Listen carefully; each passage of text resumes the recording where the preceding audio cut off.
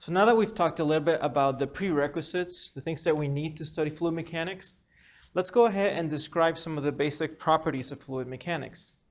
Now these properties are ones that we will see and use throughout the course, so it's good to have a basic idea of where they come from and what they represent. I want to start with a very simple property, one that you've already learned, probably back in high school, and you've probably reinforced in physics. This is the fluid's density. Now, if I ask you what density means, a lot of you will say mass over volume because that's the way you learned it in physics.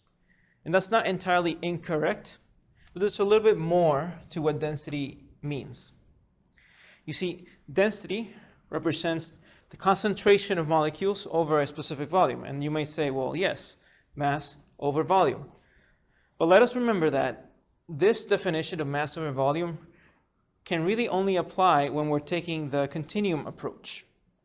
Because in the statistical approach, depending on how small the scale is we are studying, we may end up with a volume that has no mass within a fluid. So let's remember that we're talking about fluids as continuous substances. Now the definition of density in a more formal way is as follows.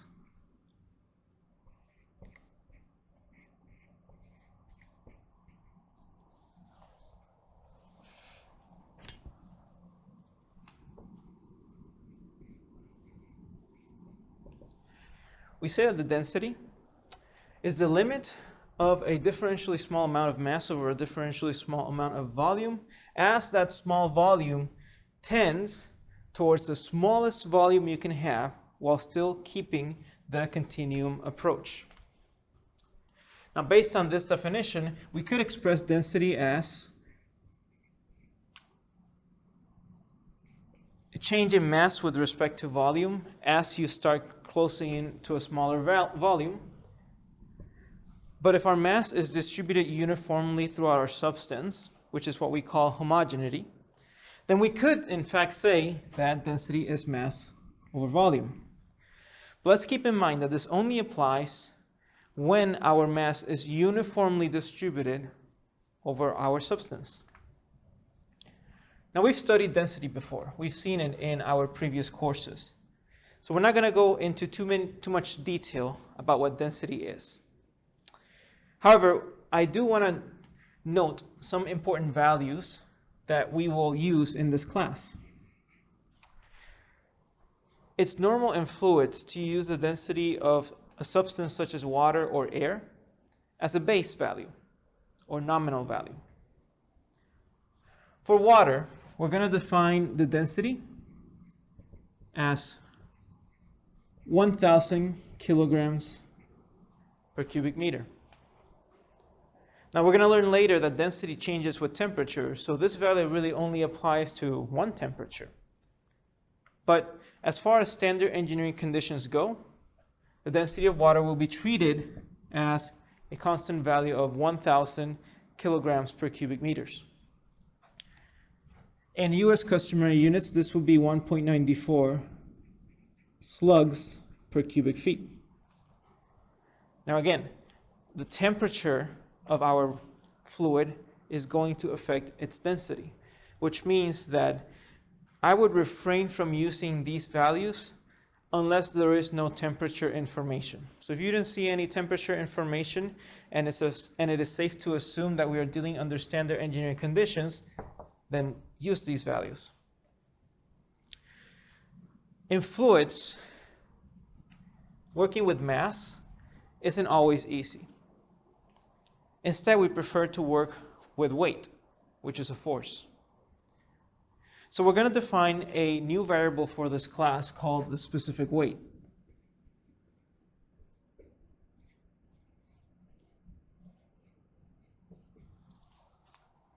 Where the specific weight, which we represent with the Greek letter gamma, is going to represent the amount of weight that a volume of fluid has. Now, if a fluid's mass is uniformly distributed over its substance, then a fluid's weight should be uniformly distributed over the substance as well, if we're dealing with a constant gravitational field. So based on that definition, we can define the specific weight as weight of a substance over its volume. But now look at this. We've talked about gravitational acceleration in the previous week. And we know that gravitational acceleration can help us compute weight of an object on Earth. Which means that we can define the weight as what? Mass times gravity, as you're already familiar with. And what does this equation give us? We have a mass times the gravity over volume. But we already know that mass of a fluid over its volume is equal to its density.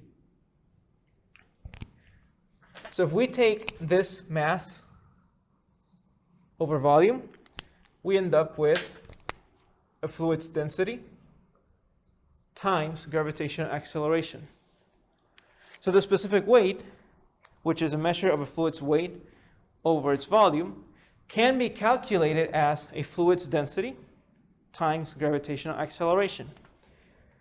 I'd like for you to keep in mind that both definitions will be used constantly throughout this course.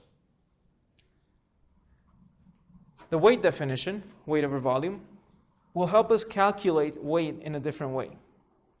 I said a few minutes ago that mass is not easy to measure when it comes to fluids. So we want to deal in terms of weight.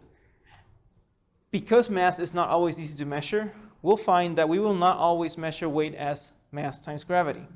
However, we can measure weight in terms of the specific weight by taking this equation and solving for the weight. And what does that give us? That gives us that weight equals specific weight of a fluid times its volume. And this will be a very common use, or a very commonly used equation in this class. So I suggest that we use it for our practice. Now I've talked about nominal values of density that we will use. We can also use nominal values of specific weight. Now I won't have to give them to you, but I will anyway. But even if I didn't, you could find them by using the nominal values of density. Because we know that specific weight is equal to density times gravitational acceleration. This tells us that the specific weight of water is equal to its density, 1,000 kilograms per cubic meters, times gravitational acceleration in international units, which is 9.81 meters per second squared. This gives us a specific weight of 9,810. But now let's look at the units. We have kilograms per cubic meter, and we're multiplying it times meters per second squared. We know that kilograms times meters per second squared is equal to a newton.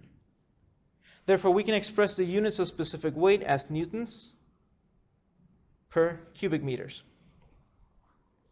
Similarly, for US customary units, we can multiply 1.94 slugs per cubic feet times 32.2 feet per second squared and end up with 62.4 pounds per cubic feet. These values will be used all out throughout this course. I don't have to ask you to memorize them, because as you work on your homework problems, as you study for your test, you'll notice that you're going to end up actually memorizing them. So we have density, we have specific weight. Sometimes it's easier to study fluids if we view them in relationship to a base fluid. For this class, the base fluid will be water in case of liquids and air in case of gases. We can view the density and specific weight of a fluid in relationship to water and air by defining a value known as the specific gravity.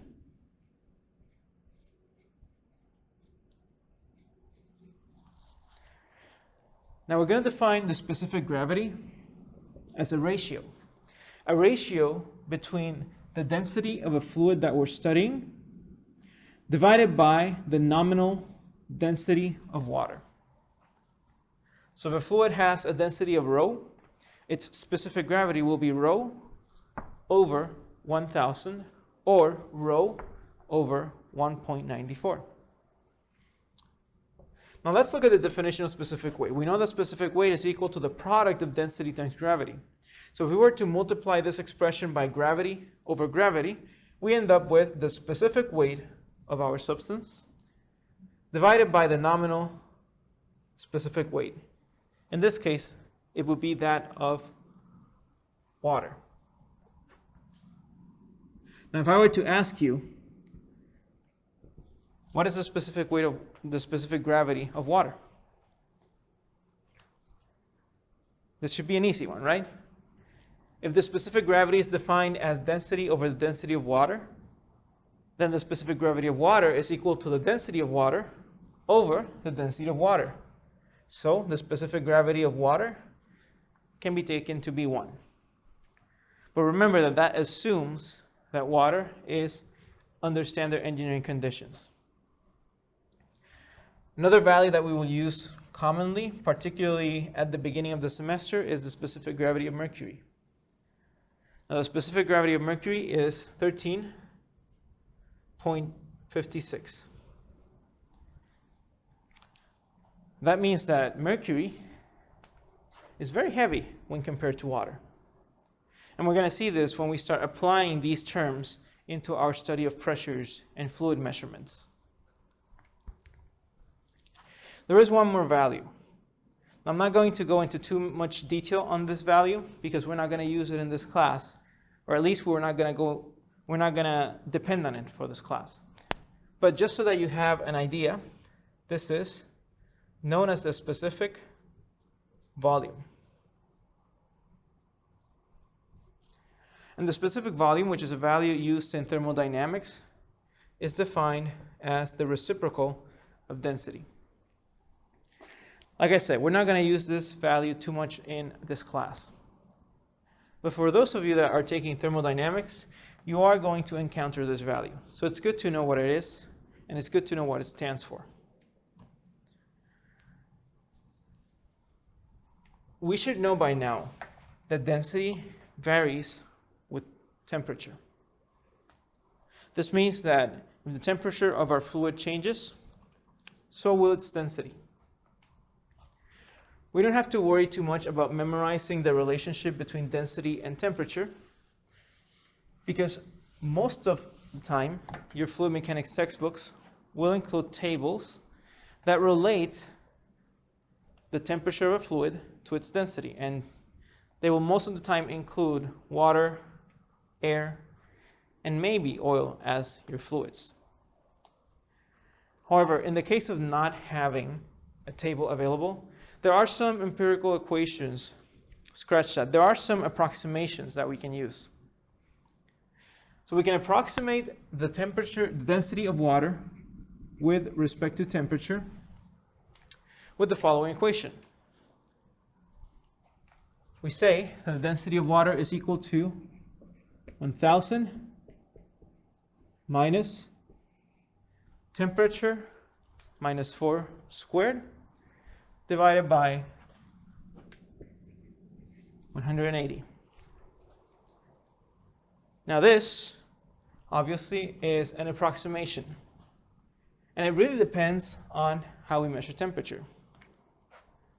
Now I'm going to leave this up to you. I'll have you try to figure out which units of temperature would this approximation apply to. Maybe by looking at this 1000, you might have an idea of which unit system we're dealing with. But remember, as we said last week, there are two ways to quantify temperature: through an absolute scale or through a relative scale. So I'll leave that up to you. There's a similar approximation for specific weight.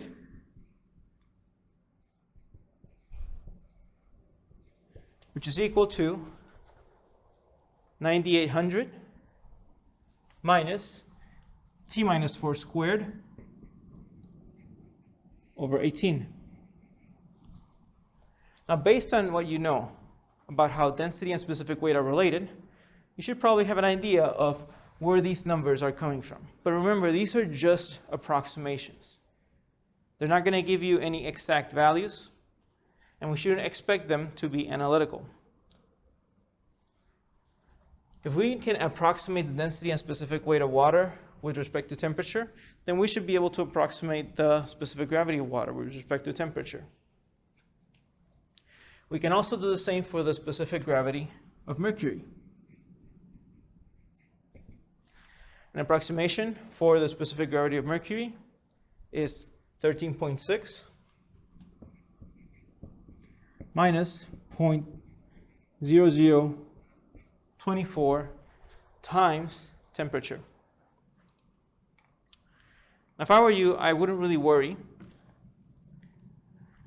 about these expressions. These aren't really equations that you have to memorize. These are simply approximations that you can use in case you don't have a table readily available. However, in our study of fluid mechanics, we're going to try to be as accurate as we can be.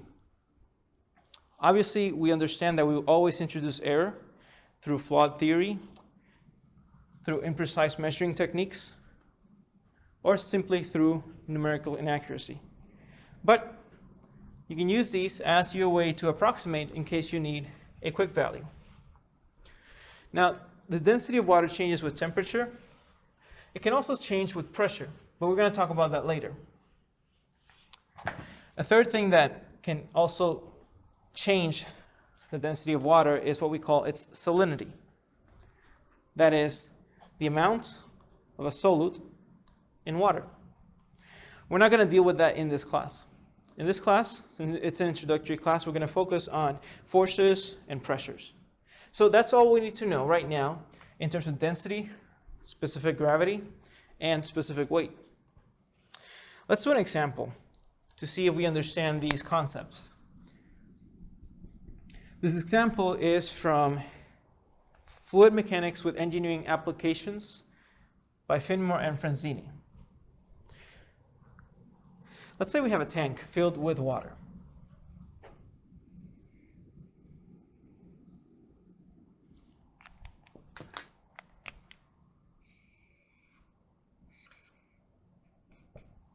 This upside down triangle and squiggly lines represents a liquid gas interface, which we would call a surface. In other words, the surface of the water. If there are initially 85 liters of water in this tank, and those 85 liters of water are sitting at a temperature of 10 degrees Celsius, then what would be the change in volume if we increase the temperature to 70 degrees?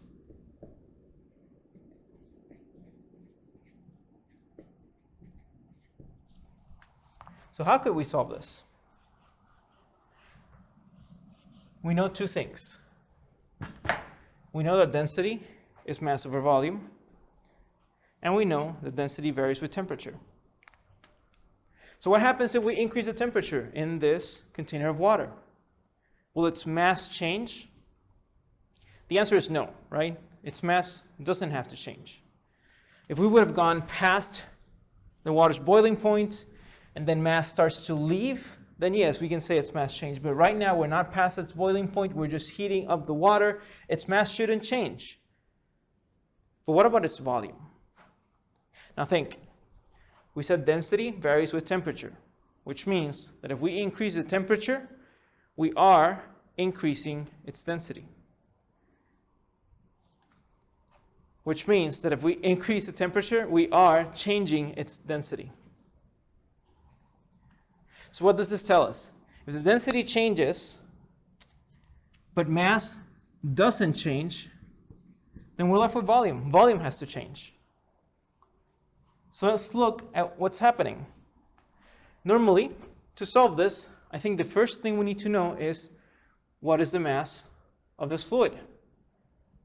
So how many kilograms of water are in this container?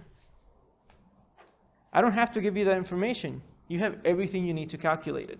So let's go ahead and calculate it. If we know that density is mass over volume, then we could say that the mass of fluid in this container is equal to its density times its volume.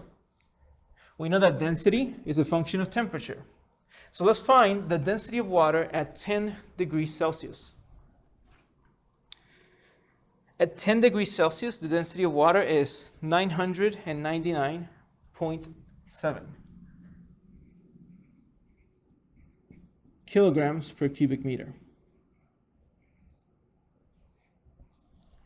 And the volume of water in this container is 85 liters. Now, if we want to be consistent with our units, let's try to express mass in kilograms, which means that we're going to have to add a conversion factor of 0.001 cubic meters per liter.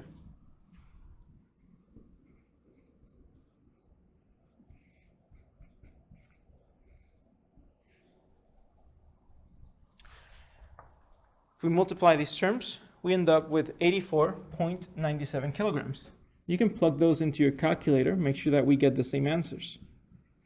So good, we found the mass of water in this container. Does that mean we're done? No, not really. What can we do with these 84.97 kilograms? We want to know what's the change in volume if we increase the temperature. So let's go ahead and do that. Let's increase the temperature. If we increase the temperature, what happens to our density? The density of water at 70 degrees Celsius is 977.7 kilograms per cubic meters.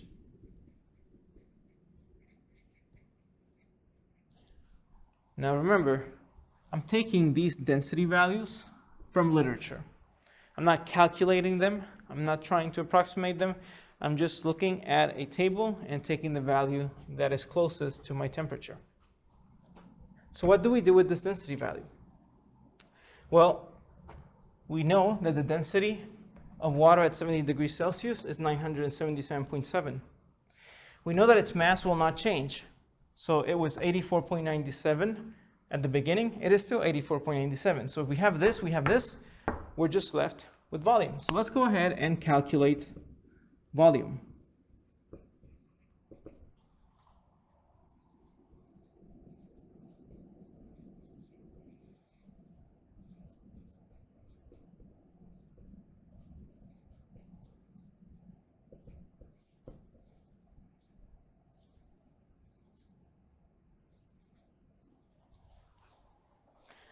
This gives us 0.0869 cubic meters. Well, let's keep our units consistent. Since we started in liters, let's finish up in liters. So 0.0869 times 1,000 is equal to 86.9 liters. And that's how we can use density to look at how the volume of fluid changes with its temperature. Now, if you've already followed this, you may have realized that we took a lot of extra steps here. And that is on purpose for now, because we want to explain where we're getting our mass value and where we are getting our density mass volume relationship.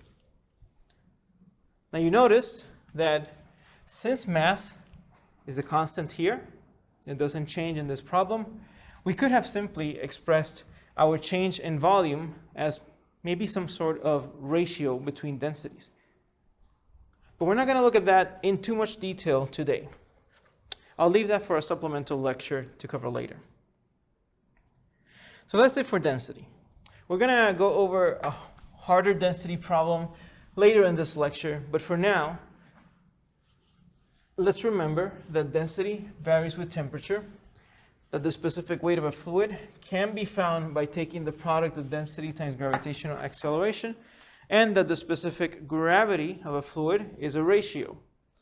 If it's a ratio, then we won't have any units in the specific gravity. Let's talk about viscosity.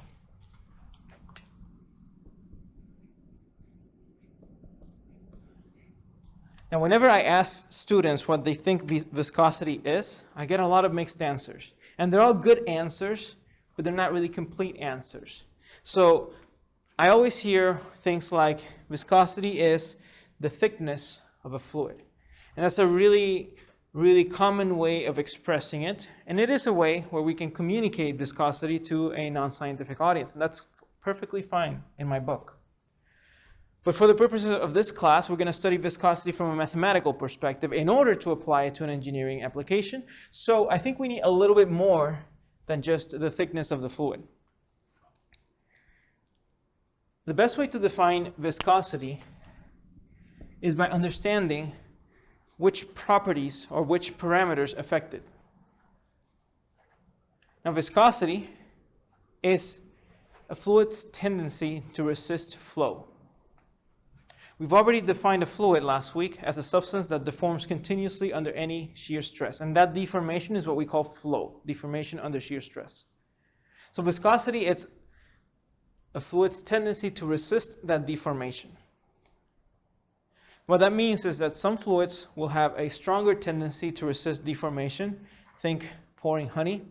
Some fluids will have a weaker tendency to resist that deformation. Think pouring water. So if we want to define viscosity for the purposes of this class, we can do so by saying that viscosity is a fluid's resistance to flow, where flow simply means the deformation that occurs when a shear stress is applied. Now we're going to be dealing with viscosity in many applications in this course. However, you'll notice that the more we get into mechanics of fluids, the more we're going to treat viscosity as simply a mathematical constant or factor, a mathematical factor of proportionality that we're going to implement into our equations. So that's why I want to define viscosity in this lesson, because I don't want you to think that viscosity is simply a factor of proportionality that we just slap into an equation. There are more advanced fluid courses that deal with viscous flow and that will give viscosity the treatment it deserves. But in this class, we're not going to do that. So I want to dedicate at least some time now at the beginning of the class to viscosity. Now, in order to study viscosity, let's define some common simplifications or idealizations of flow. The first idealization that I want to talk about is known as the no-slip condition.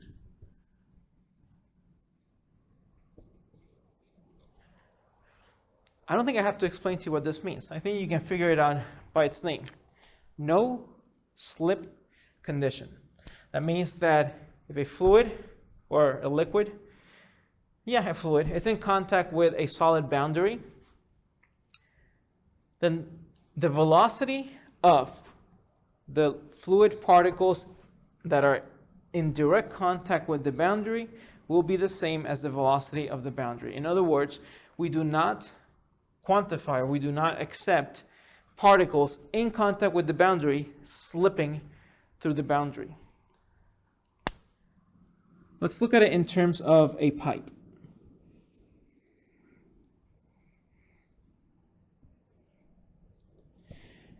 If we have water molecules traveling through this pipe, where do you think the fastest velocity is going to be?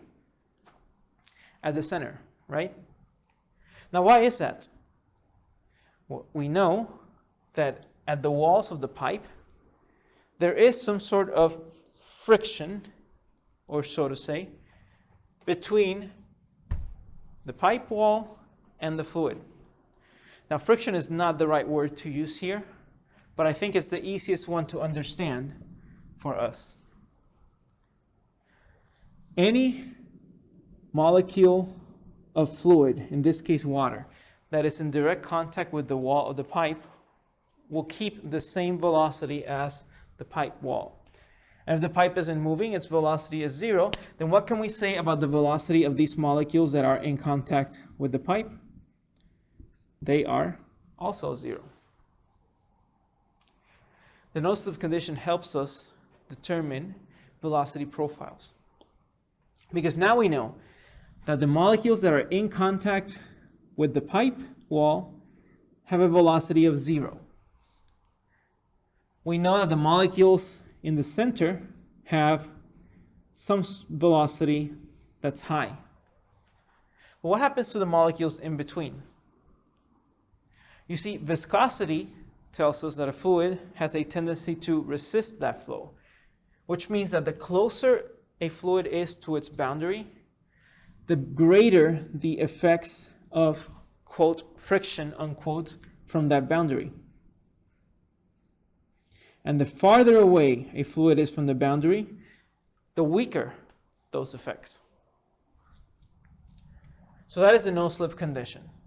The velocity of a fluid particle that is in contact with a solid boundary will be equal to the velocity of the boundary itself. Now, when we study fluids, we want to look at deformation. And if you've taken a solids class, maybe strength of materials, also called mechanics of materials, then you know that deformation is related to the stress and strain curves. In fluids, we're going to deal with things a little bit differently. We know that fluids will deform continuously, which means that the strain isn't really a property that we care about. Instead, we care about the strain rate. That is the amount of deformation over time. So let's look at a tiny element of fluid. It doesn't look that small, but imagine that it is a fluid that you're familiar with, maybe water, maybe oil. Think of it as a liquid. Maybe that way it will help us visualize it a little bit better, but it's a fluid. Really, what matters is a fluid. We have this tiny fluid element. And in the first lecture, we said that if we were to apply a shear stress to the top face of this element, what was going to happen to this element? It's going to deform.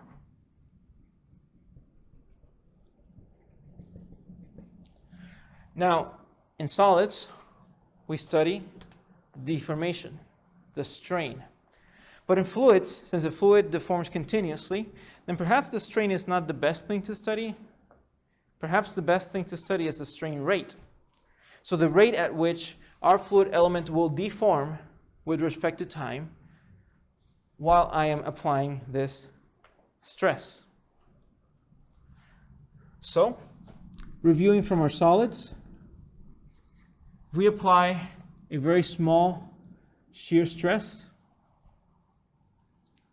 then we should have a very small deformation, which we're going to give a name of d theta. Small deformation, differentially small deformation. Now, because I care about the rate of deformation, I'm going to define a new property known as the strain rate. The strain rate is equal to the rate of change of strain with respect to time. In other words, my d theta with respect to time. But when we're looking at fluids, I'm not going to force you to look or measure the angle theta of deformation for tiny particles with tiny instruments. Instead, I'd like for you to look at this and see if there's any way to simplify this or express it in terms that are easier to measure. And I'm going to tell you how. If we call this change in horizontal deformation dx, and we call the vertical side dy, then we have our little deformation right triangle. And why is this important? When angles are very, very small, you maybe learned this before, but when angles are small, they tend to 0. And when an angle tends to 0, its sign also tends to 0. So we can say that for very, very small angles, the angle is approximately equal to its sign. Of course, if a sine of an angle tends to 0, then so does the tangent of an angle. So we can also say that they are approximately equal to the tangent of the angle.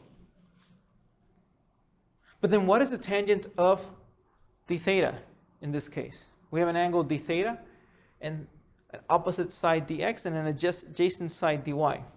So we can say that the tangent of this angle is equal to dx over dy. So if our angle is very, very, very small, we can take that change in angle to be approximately equal to the change in x deformation over dy. So how does this help us? Well, let's look at the strain rate. We have d theta over dt. But now if we apply this definition, or this approximation, we can say that the strain rate is equal to dx over dy over dt. Now let's rearrange this a little bit. I'm going to flip these two around. We're going to end up with dx over dt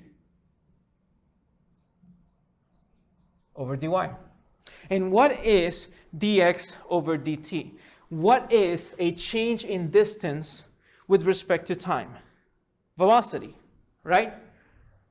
So if I define my velocity in the x direction as dx over dt, then I can say that the strain rate is equal to this little velocity, du, in the x direction, over the y direction. So the strain rate, which is originally supposed to be the change in angle or the change in strain with respect to time, is actually approximately equal to the change in velocity with respect to depth. This change in velocity with respect to depth is called the velocity gradient.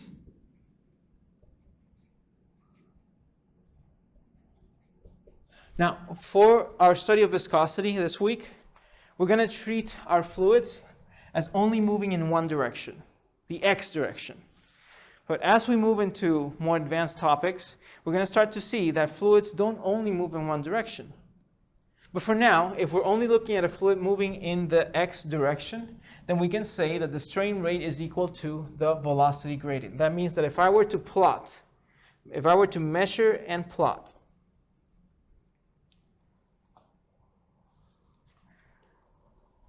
a fluid's velocity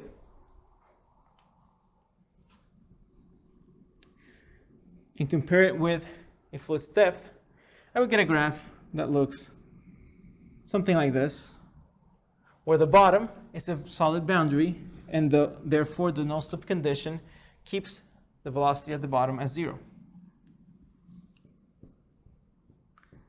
The rate of change of this velocity with respect to depth is our velocity gradient, or our strain rate. Now, why does all this matter? And what does this all have to do with viscosity? You see, Isaac Newton studied this. And he found that the shear stress that you applied to a fluid was actually proportional to the strain rate. What that means is that if we were to plot the shear stress and the strain rate, we would get a linear relationship.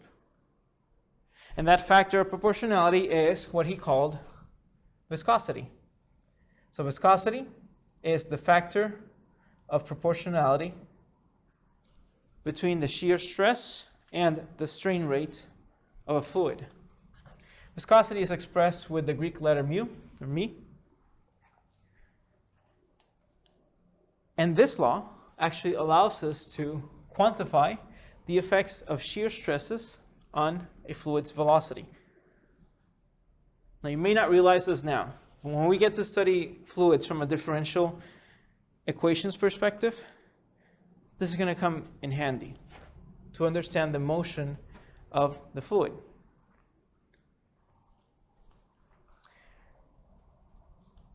Let's do an example. I feel like I've talked too much. We've had a lot of theory.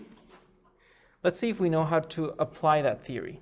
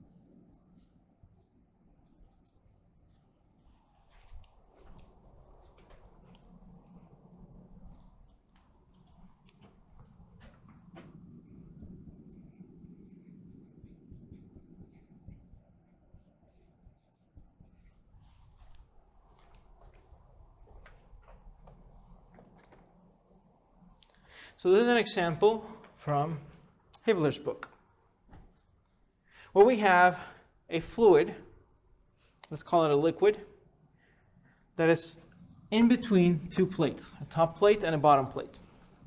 The bottom plate is stationary, it's not moving.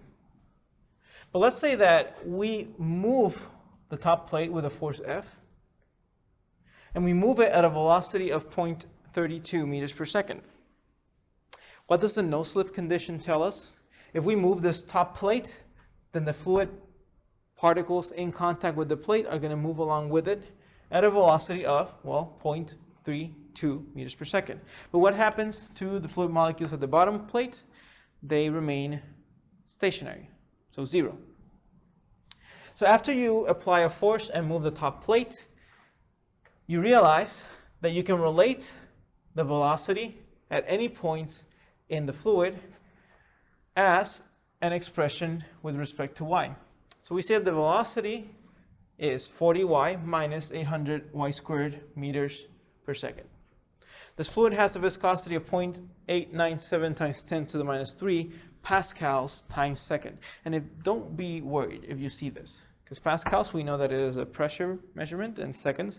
So what does pressure times second mean? Don't worry too much about it, because you already know that viscosity comes from this equation. So if you know the units of shear stress, velocity, depth, then you can find the units of viscosity, which will be pascals times second. So now the question is, what is the shear stress acting on the top plate? What is the shear stress acting on the bottom plate? And before I solve this, I'd like for you to think, and I'd like for you to wonder which plate is actually going to experience a higher stress, the one on top or the one on bottom. So think about that for a second. Let's start by finding the strain rate. We've already figured out that the strain rate can be expressed as the velocity gradient. So my velocity gradient is my rate of change of velocity with respect to depth. I have an equation for velocity here, 40y minus 800y squared. So if I want the rate of change with respect to depth, I will have to apply my operator to find the derivative of this expression. I'm going to move my units to the side a little bit. I don't want to work with them just yet. So what do I have? I have 40y minus 800y squared. What's the derivative of 40y minus 800y squared with respect to y? We know that the derivative of 40y is just 40. We know that the derivative of 800y squared should be 1600y.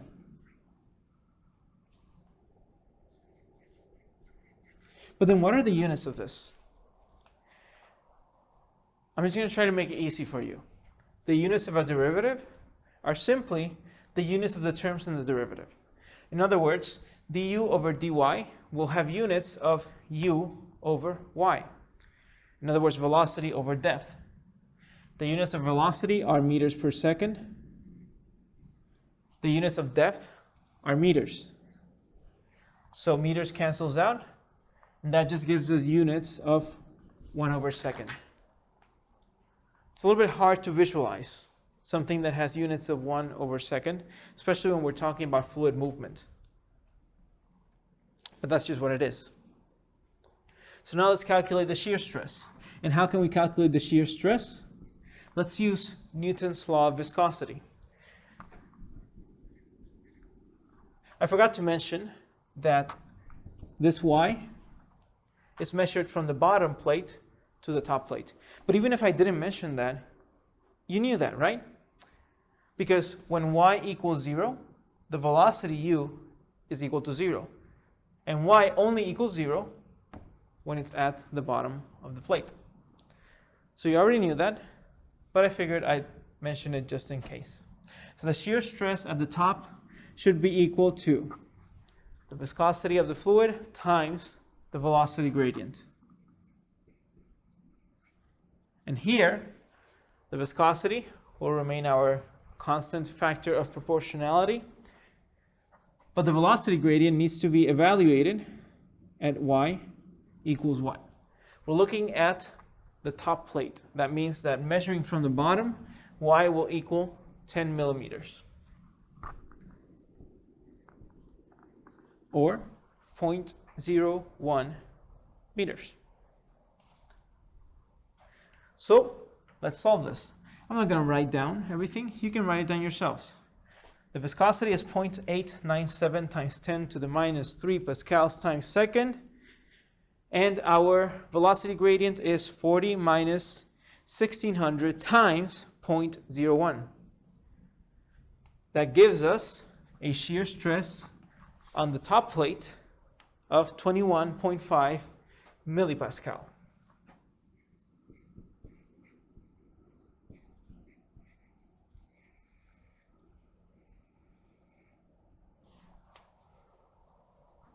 Now again, do you think the shear stress at the bottom will be higher or lower? Greater or smaller? A lot of our students will say smaller because the velocity is 0. But remember, this is very important. Shear stress, right, is proportional to the velocity gradient, not the velocity proper. So let's find the shear stress at the bottom. We know that it's equal to the viscosity, that won't change, times the velocity gradient evaluated at y equals 0. That means it's 0.897 times 10 to the minus 3 multiplied by 40 minus 0. And that will give us 35.9 millipascal.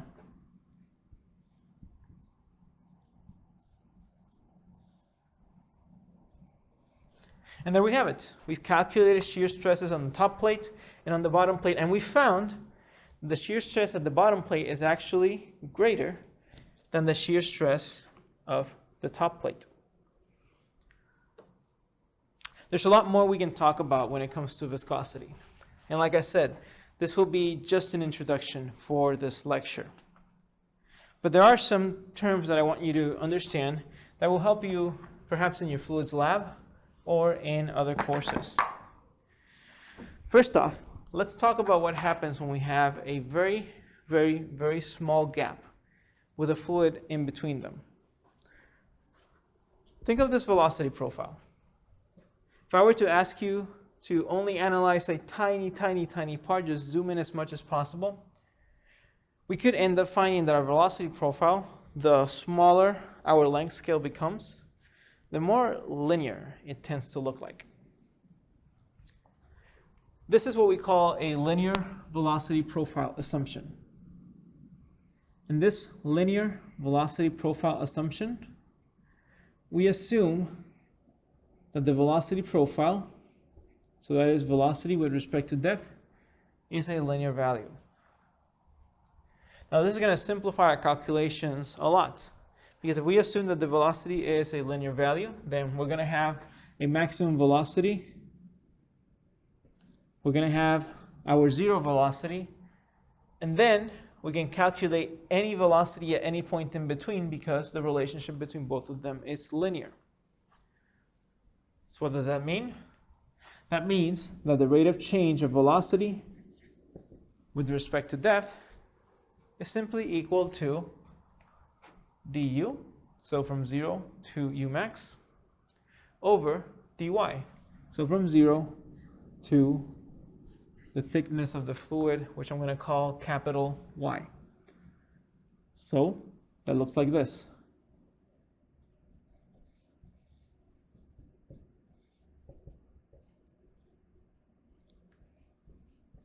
This actually makes our calculations a lot simpler.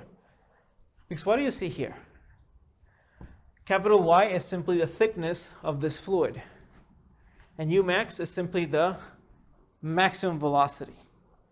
Which means that the rate of change of velocity with respect to depth is a constant. And that's going to help our calculations, because if we're dealing with a constant, it will be easier to derive, it will be easier to integrate.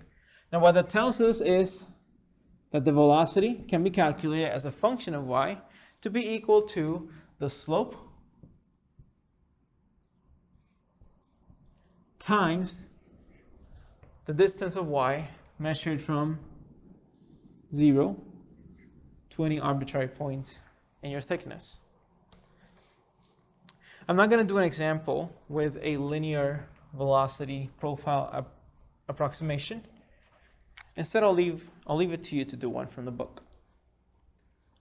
It should be a little bit simpler on this one because you already know how to calculate the velocity gradient, and you already know that it is a constant when we're dealing with a linear velocity profile. Before I finish talking about viscosity, I want to talk a bit about some terms that we're going to run into when we're studying viscosity.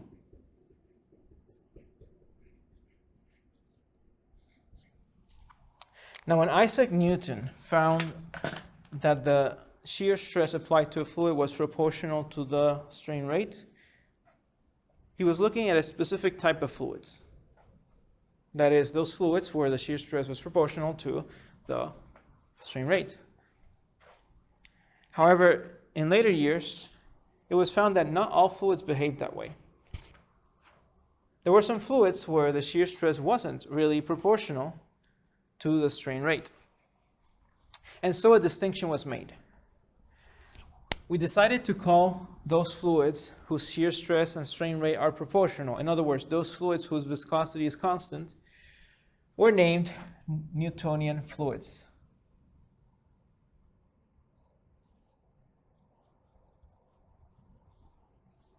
Where Newton's law of viscosity applies. By contrast, those fluids whose shear stress and strain rate were not proportional were called non-Newtonian fluids.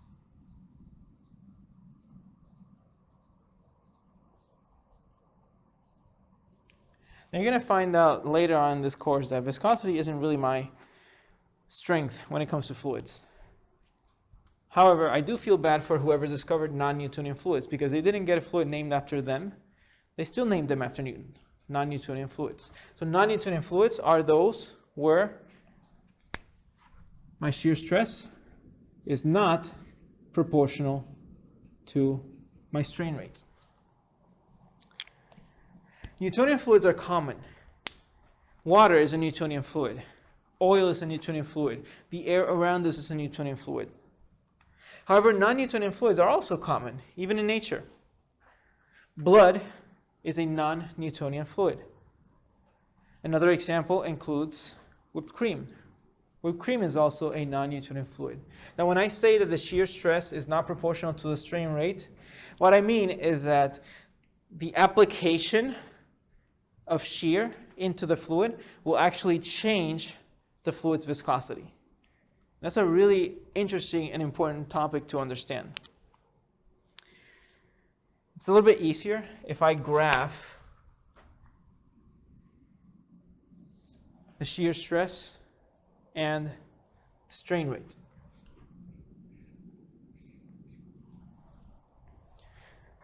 Newtonian fluids have a proportional relationship between the two, which means that they will have a linear relationship.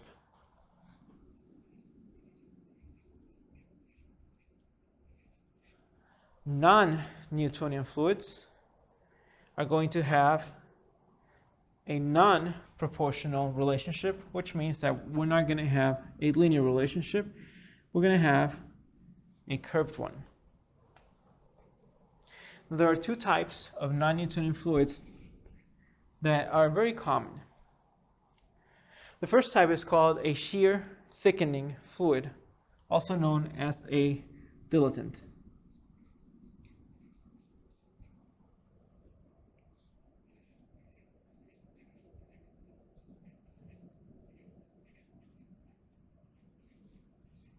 Now, when I say shear thickening, this should give you an idea of what characteristics these fluids have. Shear thickening fluids are those whose viscosity increases In other words, the fluid, quote, thickens, unquote, when you apply shear. Some examples of these include quicksand, and also a combination of cornstarch and water called an oobleck. Try to find videos of an oobleck. They're actually a pretty fun experiment to do, but we're not going to do it in this class. Now, because viscosity increases, that means that the strain rate doesn't really increase as much with shear stress, or at least the rate of strain rate doesn't increase. So shear thickening fluids are going to have a curve that looks like this.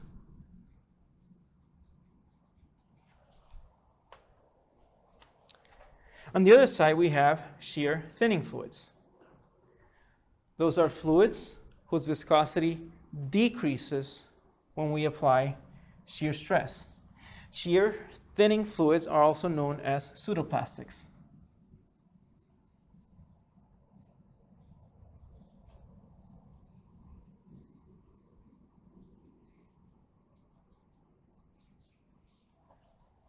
Now, these shear thinning fluids include ketchup and paint. So there are still common fluids that you've seen before. Now, because viscosity decreases with the application of shear stress, shear thinning fluids are going to have a curve that looks like this.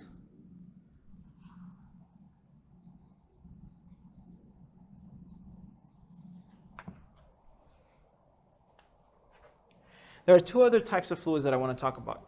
Now, we're not going to cover those in the rest of the course, but I think it's good for us to be introduced to them. A Bingham plastic is a fluid that requires a minimum shear stress to cause motion. In other words, your shear stress has to be at a minimum value in order for there to be deformation.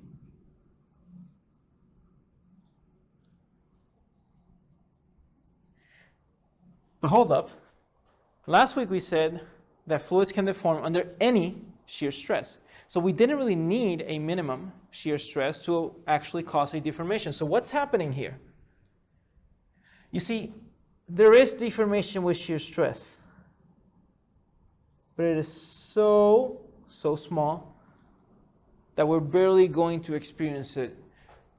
And it'll be very hard to quantify unless you have specific instrumentation to measure. So Bingham plastics have a tiny deformation until you reach a certain minimum shear stress, at which case they then behave like Newtonian fluids. Some examples of Bingham plastics, also known as ideal plastics, include, I don't know, I guess I'll just leave you to find that one. And a Bingham pseudoplastic requires a minimum shear stress, just like a Bingham plastic, but then it behaves like a pseudoplastic instead of an ideal plastic or Newtonian fluid.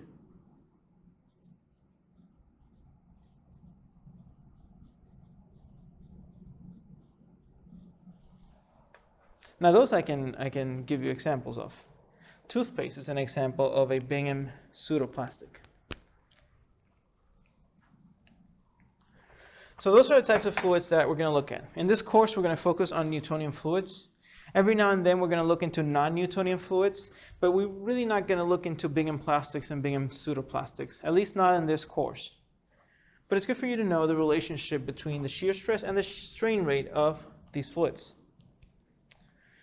This viscosity that we've measured, the viscosity that Newton gave us, is also known as the absolute or dynamic viscosity.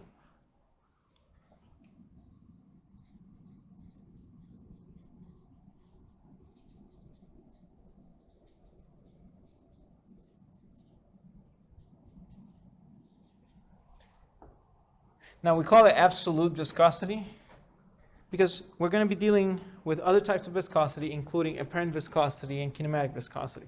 So the absolute or dynamic viscosity is this mu term that we studied in course.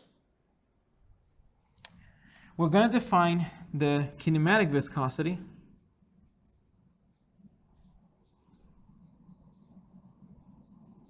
also known as the momentum diffusivity with the Greek letter nu or ni. And we define the kinematic viscosity as the viscosity of a fluid divided by its density. Now we make this definition because we're going to have the viscosity-density ratio in a lot of our mathematical expressions for fluid mechanics. So kinematic viscosity is our way of simplifying viscosity and density into one value. Viscosity varies with temperature. Density varies with temperature.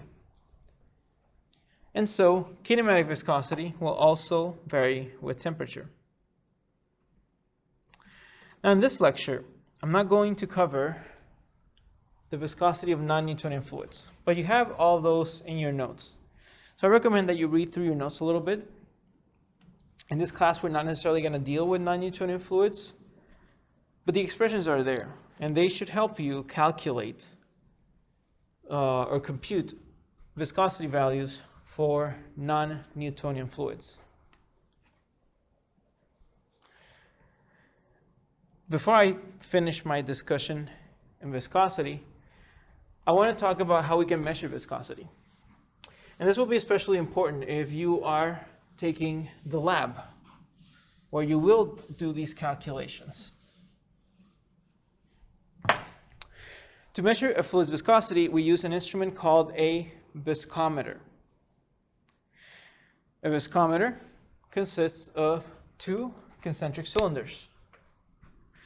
So I like to derive the theory for a viscometer so that when you see it in your lab, you'll understand the math behind it. We have two concentric cylinders, an inner drum and an outer container.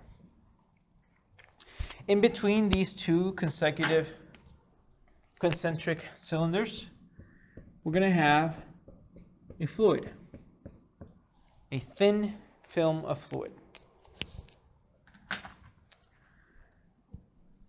For the sake of our math here, let's call the radius of the inner drum Ri, and let's call the radius of the outer drum Ro. Our inner, our outer. If I were to rotate this inner drum with an angular velocity of omega, then what's going to happen to this fluid? Remember the no-slip condition, right? The no-slip condition tells us that the fluid molecules that are in contact with the inner drum are going to move at a tangential velocity equal to the tangential velocity of the inner drum. The fluid molecules that are in contact with the outer drum, which isn't moving, are going to have a velocity of 0. And how does this help us? Well, maybe if we know the angular velocity of our inner drum and we know our radii, then we should be able to relate this motion to the viscosity of the fluid. So let's start. Let's do a little bit of math. We have the tangential velocity of the drum, which is equal to the velocity of the fluid molecules that are in contact with that drum. And what is that tangential velocity? You know that tangential velocity is equal to angular velocity times your radius, right? We also know that the fluid thickness, which we call capital Y, should be equal to the difference between the two radii. In other words, capital Y is equal to outer radius minus inner radius. If our fluid thickness, capital Y, is very, very small, then we can assume this linear velocity profile. So if I can ensure that my fluid thickness is small, I can say that the velocity profile of my fluid can be taken to be linear. So we have a linear velocity profile, which I've already drawn here. Linear velocity profile tells us that the velocity at the bottom will be equal to 0. That is the velocity of the outer drum. But then what will the maximum velocity be in this linear velocity profile? The maximum velocity in this profile is equal to the maximum velocity in this fluid, which is equal to the tangential velocity of the drum. In other words, this maximum velocity is simply equal to omega times inner radius. We know that our thickness y is equal to outer radius minus inner radius. So what do we do with this? We said that the velocity gradient for a linear velocity profile was a constant, and that constant was equal to the maximum velocity divided by the thickness. My maximum velocity is omega inner radius, and my thickness is simply y, which is outer radius minus inner radius. So what now? We have our velocity gradient, but how does that really help us? Well, let's think of this in terms of the power required to rotate this drum. And I'm going to pose a question for you. If this fluid has a very, very high viscosity, do you think you'll require more power or less power to rotate this drum? If you said more power, then you're correct. The higher the viscosity, the thicker the fluid, and therefore the more power you need in order to rotate this drum. So, how can I express that power? Well, instead of looking at power, we can perhaps look at torque, right?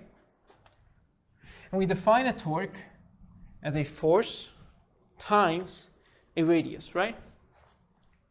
In this case, the torque that I'm applying to this inner drum is equal to a force times the radius of this inner drum. But we also know that force can be written as a stress times an area. Because stress is force over area, therefore force is stress times area. So in this case, the force by which I'm applying this torque should be equal to the stress between the fluid and the drum. So my force is equal to stress times area. And what is that area? We need to think of it in terms of how is the fluid preventing this drum from being rotated. We want to think of the area of this drum that is in contact with our fluid. So if this drum is a cylinder with a length, then we can find that area. Let's say that if I were to look at this drum perhaps from the side here, what I see is a cylinder with a length h, and of course a radius of Ri. The area of this drum in contact with the fluid is the area of the sides of the cylinder. And what is the area of the side of a cylinder? It is the circumference multiplied by its height. So we can express that here. We have our shear stress, we have our inner radius, and now let's write this area in terms of the radius and the height. The area will be equal to 2 pi inner radius, which represents the circumference of this drum, multiplied by h, which is the height of the drum. So that's good. We're getting somewhere. We can measure this inner radius. get a measuring tape, measure it. We can measure this height, get a measuring tape, measure it. How can we express this shear stress? Let's say we're dealing with a Newtonian fluid. How could we express this shear stress? For this, we turn back to Newton's law of viscosity, where he said that shear stress was equal to viscosity times the velocity gradient. So we can express this shear stress by writing it as viscosity times velocity gradient. This shear stress is multiplied by Ri times 2 times pi times Ri again times h. So I'm just going to write this term as 2 pi h Ri squared. Hopefully you're all following me here, but if not, you can always ask questions over email. And now finally, what is this velocity gradient?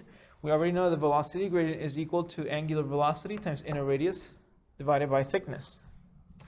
And so we can say that the torque required to rotate this drum is equal to what? We have viscosity, we have angular velocity times inner radius divided by thickness. This is our velocity gradient. And then we have 2 pi h Ri squared. Okay, let's move this a little bit further. We have a viscosity, and I can multiply this viscosity by 2 pi h angular velocity inner radius cubed divided by thickness. And this is a relationship between shear stress and viscosity in a viscometer. Now, what does this mean? Notice something. If we keep our angular velocity constant, then we essentially treat this term as a constant, which means that if this term is a constant, and the viscosity of a fluid remains constant as well, then we have a constant torque applied in the viscometer. Now, you'll learn more about that in your lab, but I want you to at least know where these torque equations are coming from. There are different ways of calculating the variation of viscosity with temperature. Now, those are found in your lecture notes, but we're not going to make them a part of this lecture specifically. Instead, I want to move on to other fluid properties.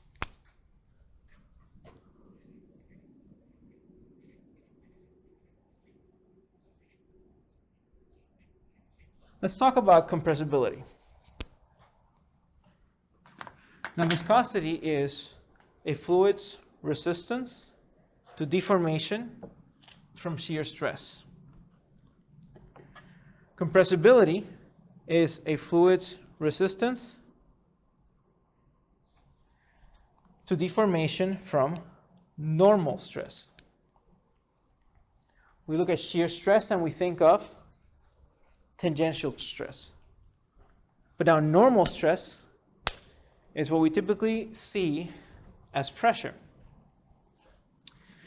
So how we measure a fluid's compressibility, how we quantify its resistance to this deformation, is with a term called the bulk modulus of elasticity.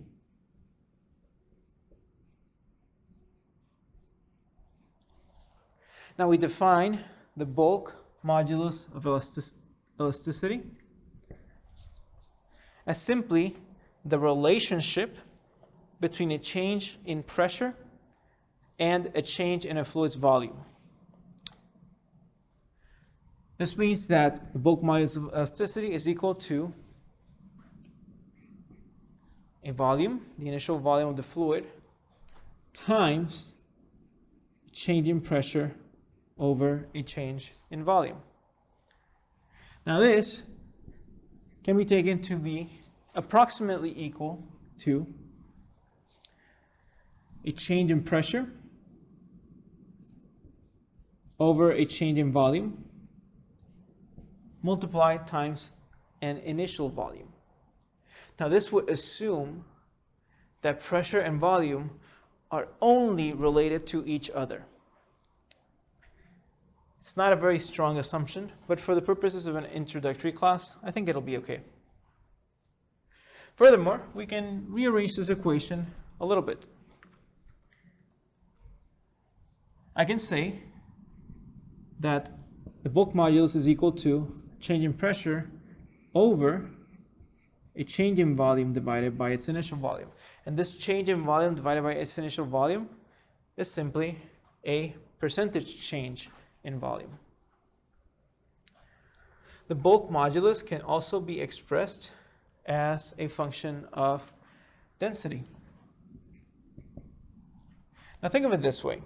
Density is mass over volume, which means that if a fluid has a constant mass and you decrease its volume, so you add pressure and decrease its volume, what do you think happens to its density? Density is mass over volume. If you decrease the volume, then essentially you increase the density, which means that the bulk modulus in terms of density should be a positive value, where we just multiply density times a change in pressure over a change in density.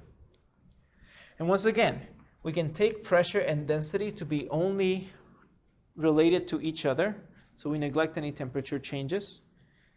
And this gives us change in pressure over a relative change in density. The bulk modulus is an interesting property of fluids.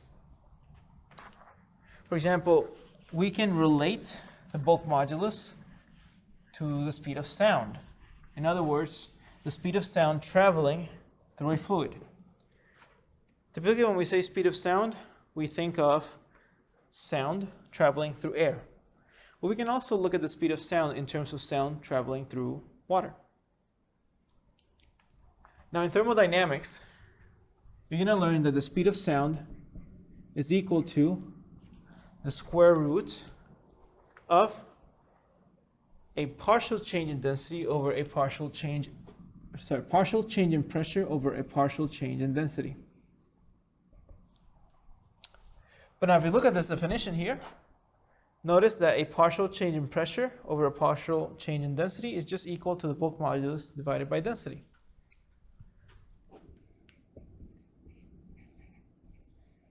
So we can calculate the speed of sound, the speed of a sound wave traveling through a fluid, by taking the square root of its bulk modulus divided by its density.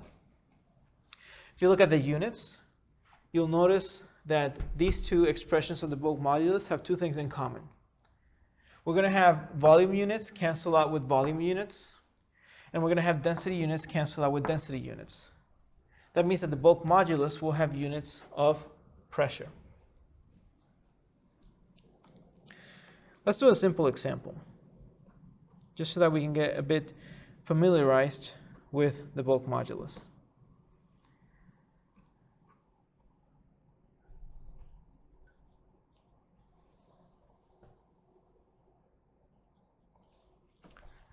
This is an example from Hibbler's book.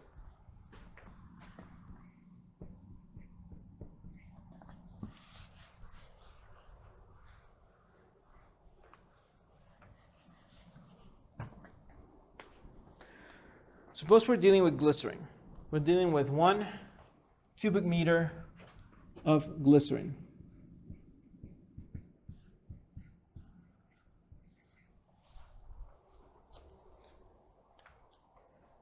Now this cubic meter of glycerin is exposed to a pressure of 120 kilopascal.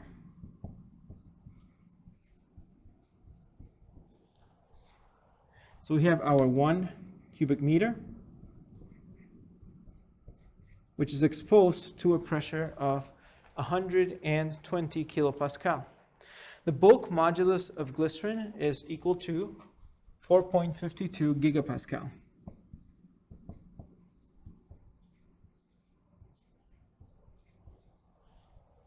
Seems like a large number, right? So what happens to this 1 cubic meter of glycerin if I were to increase my pressure to 400 kilopascal? So in initial state, I'm applying 120 kilopascal to this cubic meter of glycerin. What if I increase the pressure that I'm applying to this fluid to 400? Now you look at this and you're going to think, well, it's going to shrink.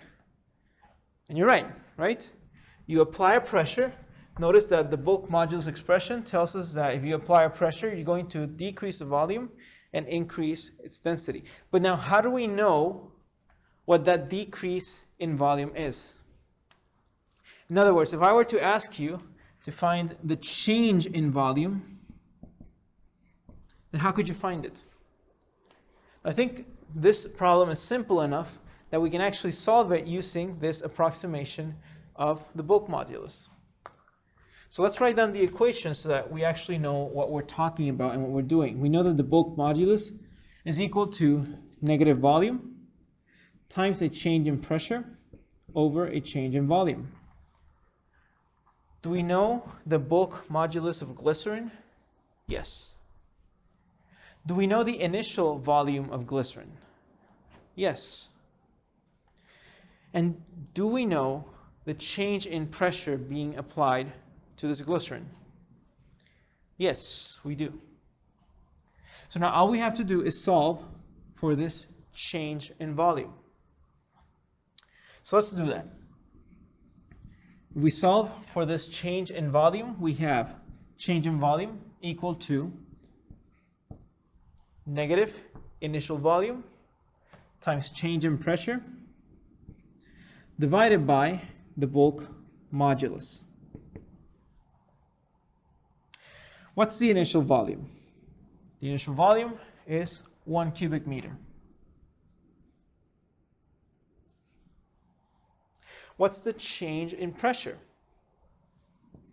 We had an initial pressure of 120 kilopascal, then we increased it to 400 kilopascal, so my change in pressure is 400 minus 120 kilopascal.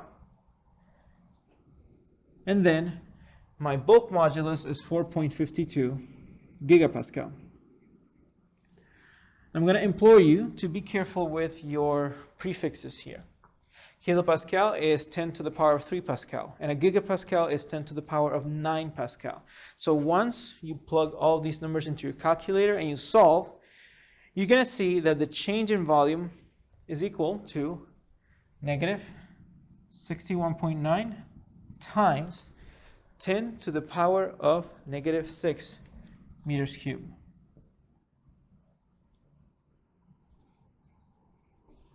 And how big of a change is this? 0.00061 meters cubed. That doesn't look like a big change, even though I increased my pressure. And you'll find that for liquids, such as glycerin, such as water, for liquids, the change in volume will actually always be very, very, very small, even when compared to a large change in pressure. Because of this, in this class, we're going to treat liquids as if they did not change their volume. In other words, we're going to treat liquids as incompressible fluids.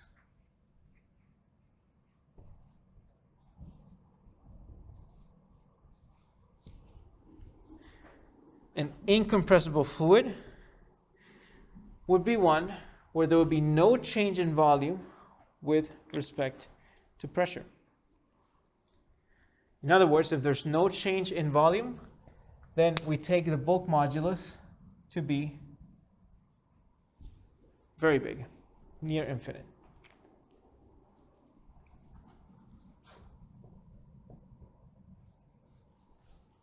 So for this class, most liquids, maybe all liquids in this class, will be treated as incompressible fluids. Incompressible fluids are those whose volume does not change with the application of pressure. If a fluid's volume does not change with the application of pressure, then it is safe to say that a fluid's density also won't change with respect to pressure. So incompressible fluids, volume and density won't change with a change in pressure.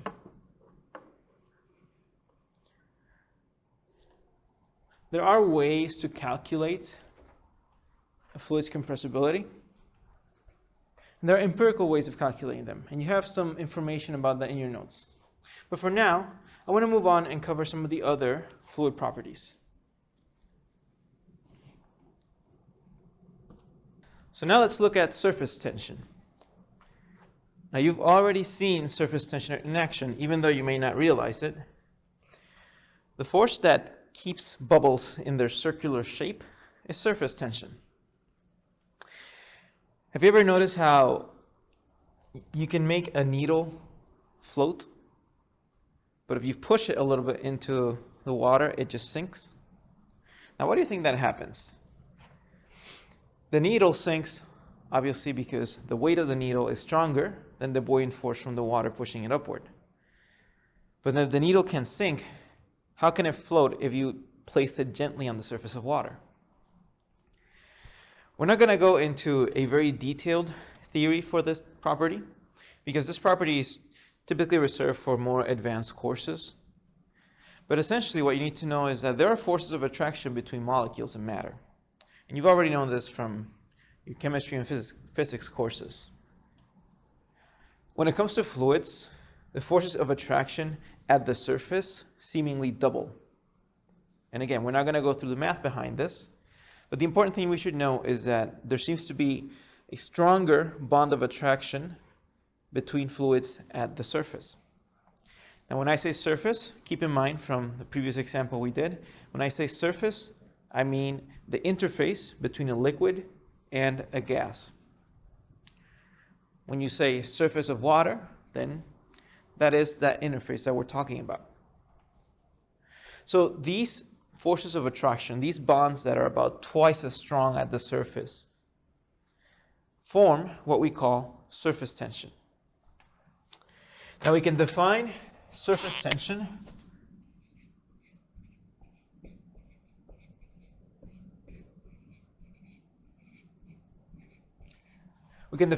as a measurement of force per unit length. Now, I don't want you to confuse that sigma, because we're going to use the Greek letter sigma for other properties, particularly related to stresses. But for now, let's let sigma refer to surface tension, a force per unit length. And you may say, what length? The length by which we can study surface tension is related to the length at which there is contact between the liquid, the gas, and a solid that rests on the liquid. So let me try to illustrate this for you a little bit. Let's suppose we place a coin gently on the surface of a liquid. And let's suppose that the surface tension is strong enough to hold the coin suspended on the surface. So we will have our coin.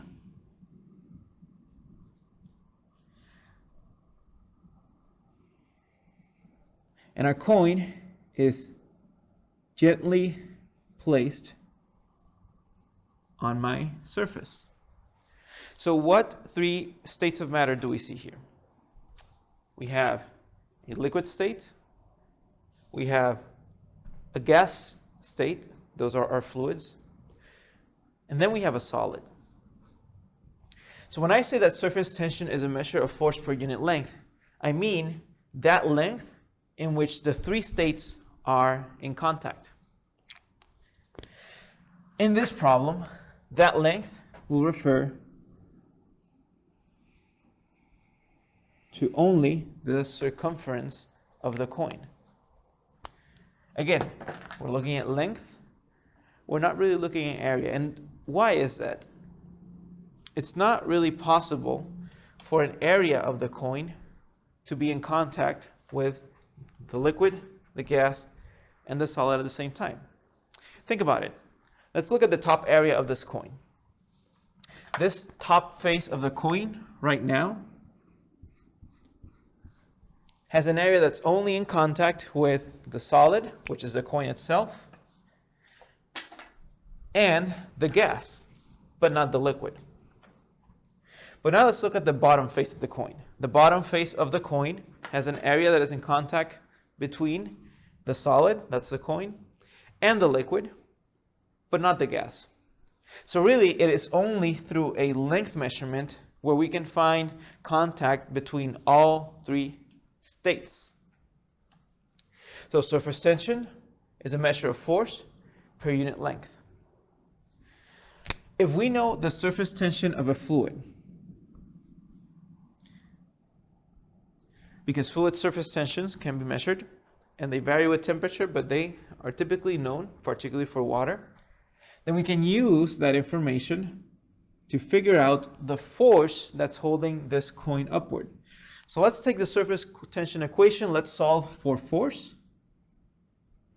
And for a specific coin, we say that the force that's holding this coin, the force that's preventing this coin from sinking, it's not buoyancy, right? It's not buoyant force, is the product of surface tension times the length. And this length will be equal to the circumference of the coin.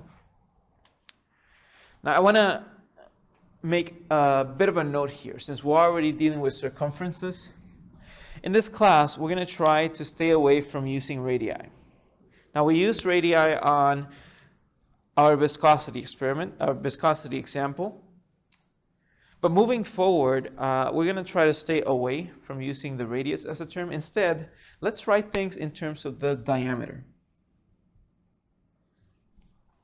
And the reason we're doing this is because we're going to have other properties that are also called radius, or also have the name radius, that don't necessarily represent a geometric radius. So to avoid confusion, from the very beginning, let's start to express our terms, or our radii, in terms of diameter instead. We know that diameter is simply twice the radius. So what does this mean? This force that's keeping the coin suspended is equal to the product of surface tension, pi, and the diameter of the coin.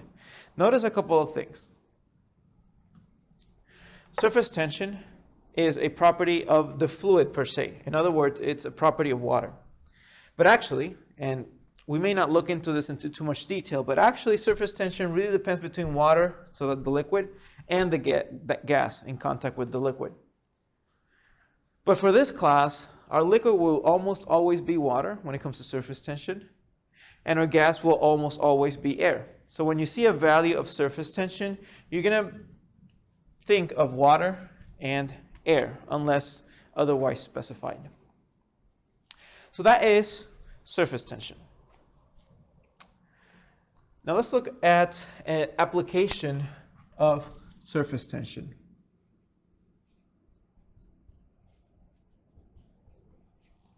I mentioned earlier that molecules are attracted to each other, right? In matter. So there's always some sort of force of attraction between molecules. Now that force of attraction doesn't have to be gravitational, right? We're not talking about gravitational force of attraction. Instead, we're talking about some sort of molecular or chemical force. Now that's definitely not my field of study, so I'm not going to bore you by trying to explain it. I'm just going to accept it right now, that there are forces of attraction between molecules. We already know that there are forces of attraction between the molecules of this liquid. And we mentioned that those forces double at the surface. In addition to forces of attraction between molecules of one substance, we also have forces of attraction between molecules of two different substances. For example, if a liquid is in contact with a solid, there is some sort of force between the liquid and the solid, and that force depends on the molecular relationship between the two objects. Sometimes those forces are forces of attraction. Other times they are forces of negative attraction, also known as forces of repulsion. And these forces can be used to estimate what we call capillarity. Let's consider a tube. The tube is a solid. The tube is hollow. And let's say that the tube is submerged on a liquid.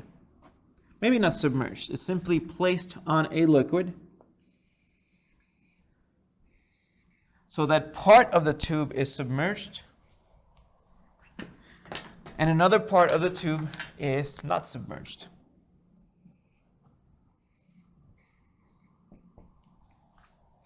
So what do we have here?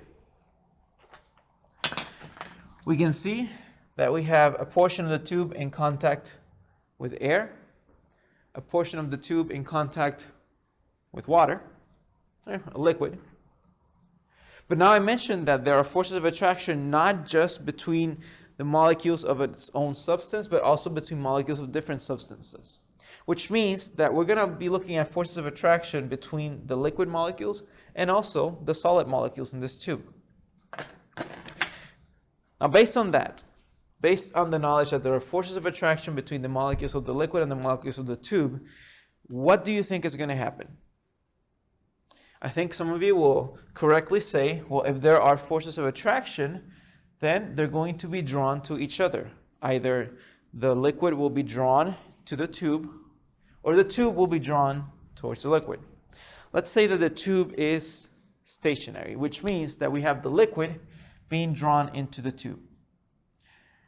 If these forces are uncontrolled, then essentially what we will have is liquid forces or liquid movement along the side of the tube. Now we can say that liquid can creep along the side of the tube. However, we must also remember that within this liquid, molecules are also attracted to each other.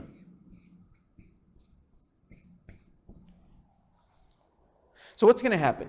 We're going to see a sort of a pulling motion here, where the molecules of the tube are, quote, pulling the molecules of the liquid, and the molecules of the liquid are pulling their sibling molecules back.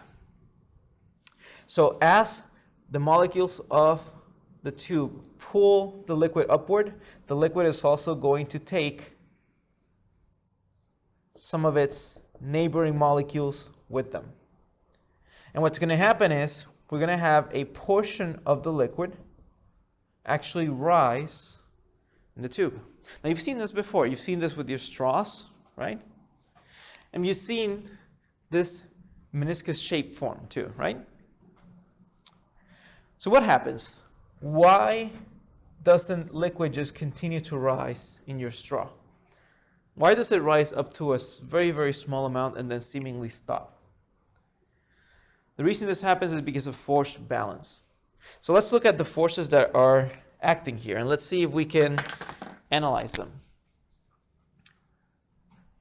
We have forces of attraction between the tube and the liquid. And those forces of attraction, remember, are stronger at the surface, so we essentially have surface tension keeping this liquid together. Now, when you have two different substances in contact, the molecules will want to rearrange themselves based on the nature of the force of attraction between them. Think of dropping a drop of water on a solid surface. You can try this out. Depending on the surface, right? If your drop of water is really, really, really tiny, depending on your surface, the drop of water may accommodate itself with this shape, or may accommodate itself with this shape, or in some cases, with this shape. Now, water is the same, it doesn't change. So we should probably think that it is the surface, the nature of the surface, the solid surface, that actually creates these shapes. And that's kind of true. So depending on the forces of attraction between the liquid and the solid, we're going to have what's called contact angle. In this case, my contact angle is simply the angle that forms between the liquid and the solid. Now, in some cases, contact angles are small, at least smaller than 90 degrees. And when this happens, that means that our solid is very attracted to the liquid molecules. In this case, the water molecules. Those types of solids are called hydrophilic substances. Hydrophilics. Hydro for water, philic for love. So hydrophilic substances will have a smaller contact angle because since these hydrophilic substances love water, they're going to try to make sure that they are as close to the water molecules as can be. In other words, that as much water can be in contact with the surface as can be. So hydrophilic substances. We have other cases where the contact angle is actually greater than 90. Now the reason this happens is because the surface doesn't, or the solid doesn't like water. So it tries to make sure that the amount of water in contact with the surface is as small as possible, and that can only be done by having a big contact angle. These types of solids are called hydrophobic substances. Again, hydro for water, phobic for fear. So let's look at this glass. Let's say this glass is a hydrophilic substance. It loves water. It wants to take water back to itself. We can notice that the contact angle between water and this glass is less than 90. And that's good. So when we look at contact angle, it really depends on the solid, the liquid, and also the gas. But remember, for this class, the gas will almost always be air. The liquid will almost always be water when it comes to surface tension. Back to our study of forces. What forces do we have here? We have a force of attraction between the glass and the liquid that's driven by surface tension, and that's pulling the liquid. Now that force of attraction always acts along the same direction as the contact angle, which means that this force of attraction is acting in this direction. That's the force that's pulling the liquid upwards. Through similar angles or vertical angles, we know that the angle between the force of attraction and the glass is also going to be equal to the contact angle between the glass and the liquid, in this case water. And what is pulling the water downward? We have the weight of this portion of water that's above your surface that's pulling it downward. So we have two forces, and the two are fighting for control of the water. So let's do a force balance.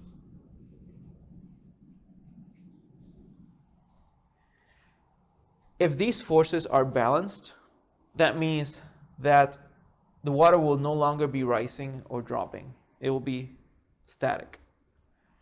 So what we can assume is that once we place the glass on the liquid, water will start to rise until these two forces are balanced. At the very beginning, there is no liquid above the surface, so there is no weight. So only surface tension drives the movement.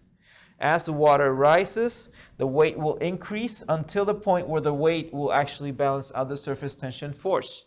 So now let's look at what that balance point is. We know from statics that for a static system, right, the sum of forces equals 0. The weight is already acting directly downward, and really the weight only has to counteract that vertical component of surface tension force, because since this is a tube, surface tension force will cancel itself out in the horizontal component. So only the vertical component matters to us. So what do we have on the vertical side? We have the vertical component of this surface tension force. And how do we find that vertical component? We have force, we multiply it by the cosine of the contact angle. Now, I've had some students in statics get confused because they always assume that vertical means sine. But remember, sine corresponds to the opposite side, cosine corresponds to the adjacent side. In this case, Here's my angle, here's my force. My adjacent side is my vertical side. So on the vertical side, we have force times cosine of the angle. And then trying to balance it is the weight of this portion of water. And this should equal 0 because our system is at rest. So now let's look. How can we express these forces in terms that we can measure or that we already know? We know that the force from surface tension is equal to surface tension times the length in contact. And we already know that that length will simply be equal to the circumference. So I'm just going to write that down. The force from surface tension is equal to the surface tension and the circumference of this tube.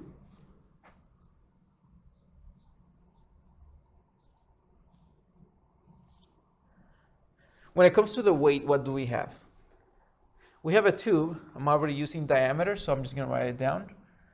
We have a tube with diameter d. And we know that this rose about a height that we'll call h. So ignoring this meniscus, because it's going to be very small, and treating this portion as a cylinder, we can calculate the weight. And you might say, wait, we don't know the mass. But it's okay. Remember that in this class, we're not going to deal with mass per se. Instead, we will deal with specific weight, which is simply an object's weight over its volume. This allows us to express weight as the product of specific weight and volume. So we have the weight of this small portion of the water column is equal to the specific weight of the fluid, as in this case the specific weight of water, times the volume of that little column. So what is the volume? If we treat it as a cylinder, the volume should be equal to the area of the circle in that cylinder multiplied by the height. So what's the area? The area is pi r squared, but we don't want to deal with radius, right? We want to deal with diameter. So the area should be equal to pi over 4 diameter squared. And then if we multiply that area by this height, we get the volume. And now we solve. If we're looking at capillarity, we want to know how high this liquid rises. So if we want to know how high this liquid rises, I'm going to try to solve for h. And so what do I have? If I want to solve for h, I'm going to have surface tension, pi, diameter, cosine of the contact angle. On the denominator, I'll have specific weight, pi over 4, diameter squared. Let's manipulate this a bit more. We have pi cancels out with pi, and we have two of these diameters canceling out. So what does that leave us with? It leaves us with 4 times surface tension divided by the specific weight of the fluid times the diameter, and all this multiplied by the cosine angle. The contact angle can be written as theta in some books and as beta in others. In my lecture notes, I chose to use beta because that's the variable that the textbook that you're using will use. So don't be confused, okay? This is simply the contact angle.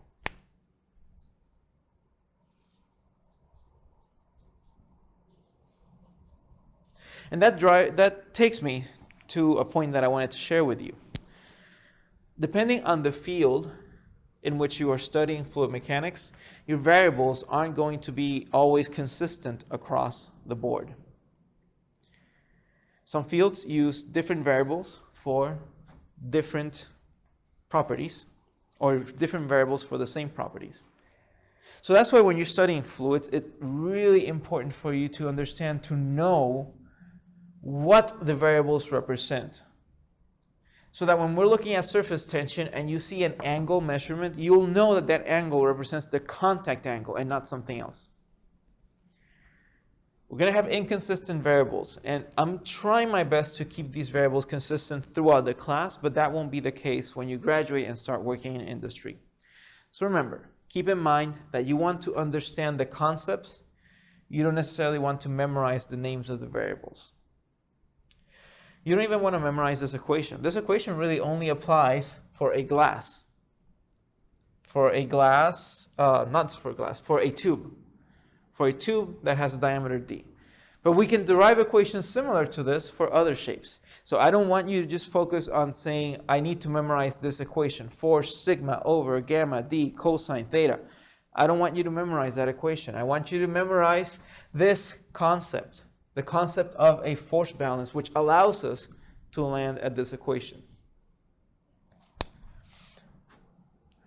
What do you think will happen if the liquid and the solid tube did not like each other? So if we're looking at a hydrophobic substance, what's going to happen when you insert a tube? Think of the contact angle. The contact angle for hydrophobic substances is greater than 90. Does that mean that we're going to have a meniscus like this? Well, if we do, then what's actually pulling this part of the fluid upward? Nothing, really. So when we have a hydrophobic substance, we'll have our liquid, we'll have our surface, but the tube will reject the liquid molecule, so it will push it away from the tube. And instead, it will be the pressure of the fluid that's going to try to push the fluid back upward to match with the surface. So we have the same math, but we're going to have a contact angle greater than 90. And you'll notice that if the contact angle is greater than 90, my cosine will be a negative number, and therefore h, this height, will also be a negative number. So mathematically, the equation remains the same for a hydrophobic substance, but you need to understand that a negative h means that this is going to happen. We can try an example. It shouldn't be that complicated. Let's say that we have this similar setup. So I'm not even going to erase or redraw this. We have this same setup where the surface tension of the liquid is 0.0741 newtons per meter.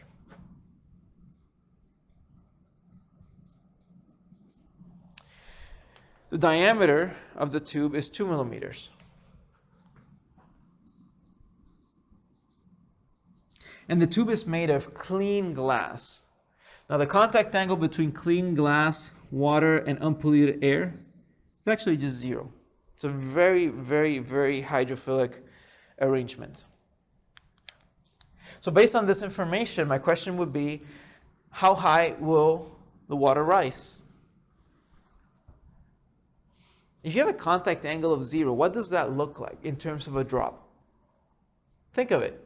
If your contact angle is 0, that means that a drop should basically just spread out and continue to spread out until it cannot spread out anymore. It's a very, very, very hydrophilic arrangement.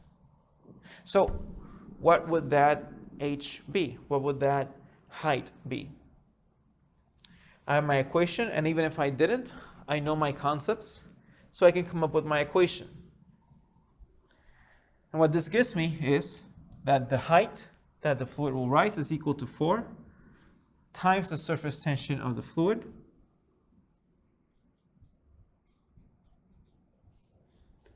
divided by the specific weight of the fluid. But I didn't give you a specific weight. So what can we do? We know we're dealing with water, but we don't know the specific weight. Let's say that instead of giving you a specific weight, I just tell you that the fluid is under standard engineering conditions. Okay, that should give us an idea, right? What do we do if the fluid is under standard engineering conditions? We assume that the density is 1,000 kilograms per cubic meters. And if the density is 1,000 kilograms per cubic meters, what would the specific weight equal? 1,000 times 9.81. newtons per meters cubed. And all this is multiplied by the diameter of the tube, which is 2 millimeters.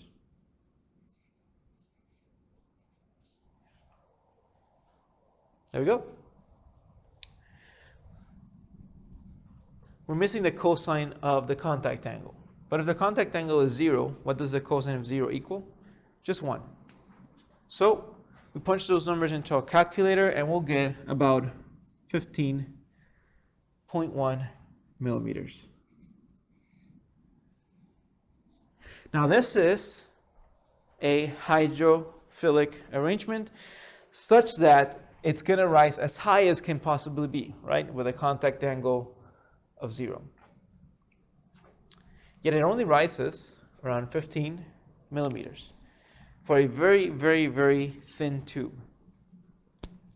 So that's why you'll see that you can't really have high capillary rises or big capillary drops if your tube is too big. Because the bigger the tube, in terms of the bigger the diameter of the tube, then the more weight, right, the fluid is contributing downwards. So that's it for surface tension. We're not going to, again, go into too much detail, but hopefully we understand a little bit of this property.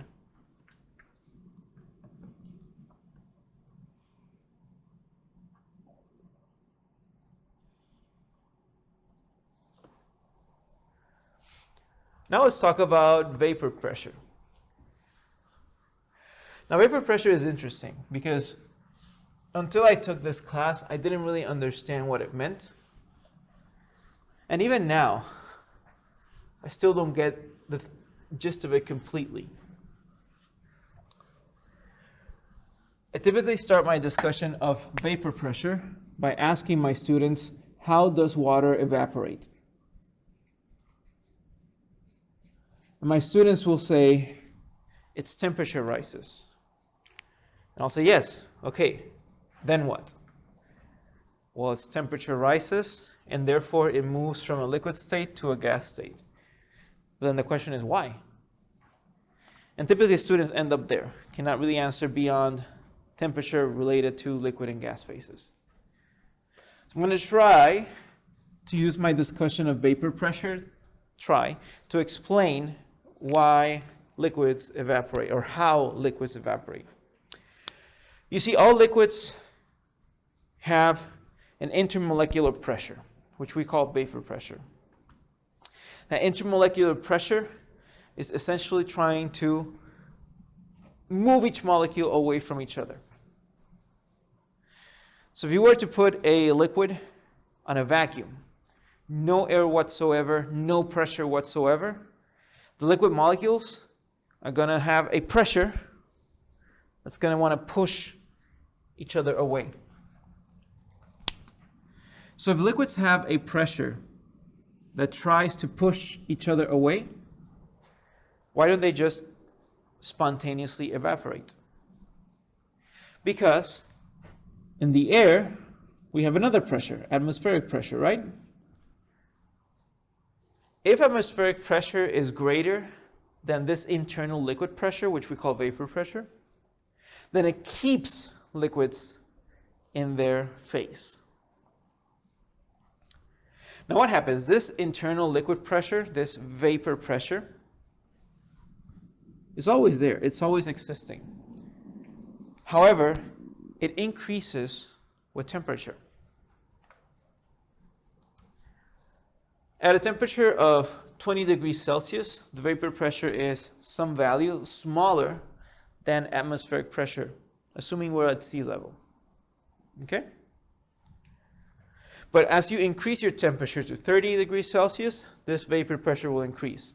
At 40, it will increase. At 50, it will increase.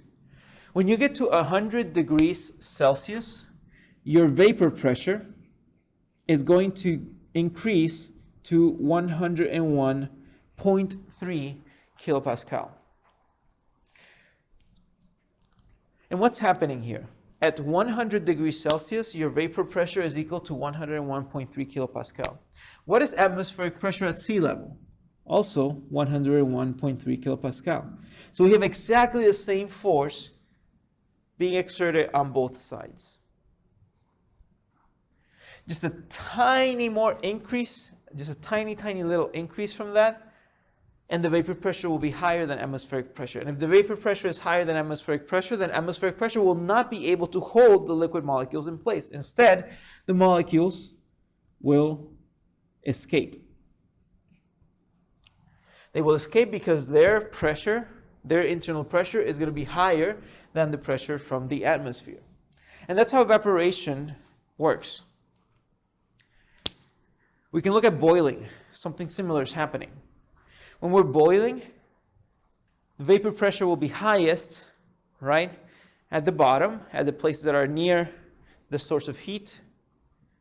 And if the vapor pressure at the bottom of the liquid is higher, it's going to boil, which means it's going to turn into a gaseous phase while still having a liquid phase on top of it. That's why when you boil, bubbles form at the bottom and then they move upwards. So that's how vapor pressure works. It's an interesting concept. It's an interesting topic.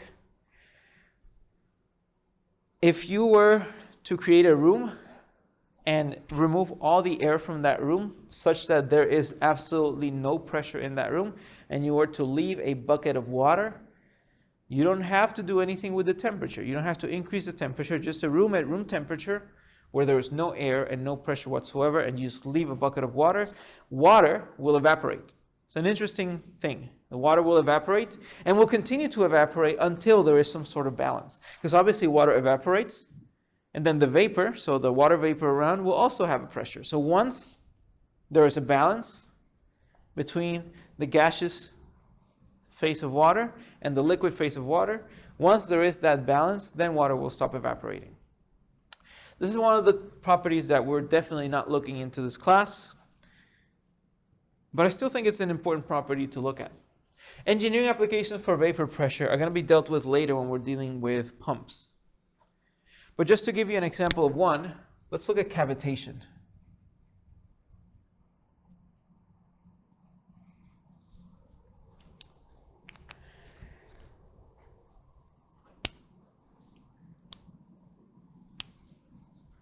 If the pressure inside a liquid is lower than its own vapor pressure, then we're going to have small pockets of low pressure form. We'll learn later that the pressure of a fluid decreases as its velocity increases. We're going to learn later why that is. But now what I want you to think of is, if a fluid is flowing with a very high velocity or at a very high temperature such that its own pressure is low or its internal pressure is high, we're going to have small pockets of low pressure form in the liquid. These little low pressure pockets have very, very damaging effects on hydraulic structures. Because when these low pressure pockets move to an area of a higher pressure, they burst. And that burst has a force so strong, releases so much energy that it can actually burst your pipes, damage your propellers, or simply wreak havoc to your equipment. And that phenomena is called cavitation.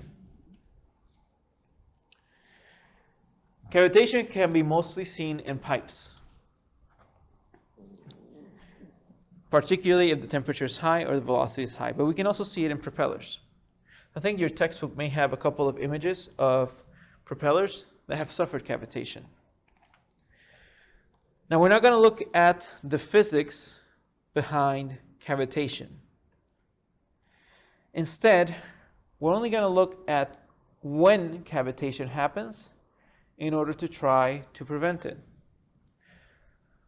So before I move on to wrap up my discussion of fluid properties, let me talk a little bit about cavitation. Let's do one example. Let's say that you have water at 80 degrees Celsius in Colorado. And you'll see why location matters.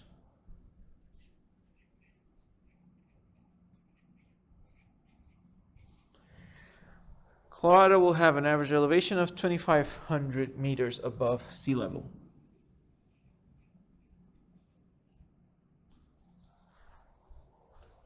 So for water at 80 degrees Celsius in Colorado, at what pressure, at what vacuum would cavitation occur?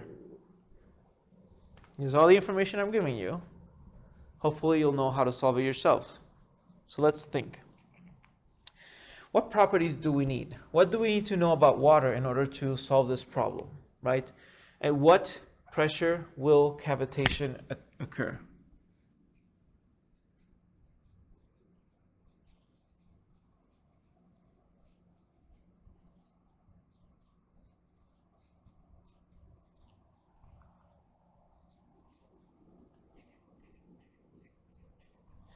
You may be thinking that if we're looking at cavitation, and cavitation is related to vapor pressure, we may need the vapor pressure of water at 80 degrees Celsius. So you can look it up. The vapor pressure of water at 80 degrees Celsius is 47.3 absolute kilopascals.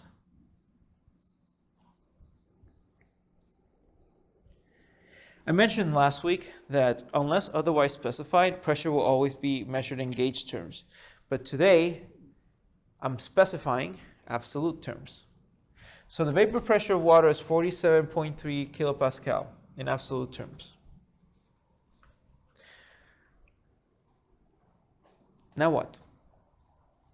If we want cavitation, we want the pressure acting on a fluid to be equal to or smaller than its vapor pressure.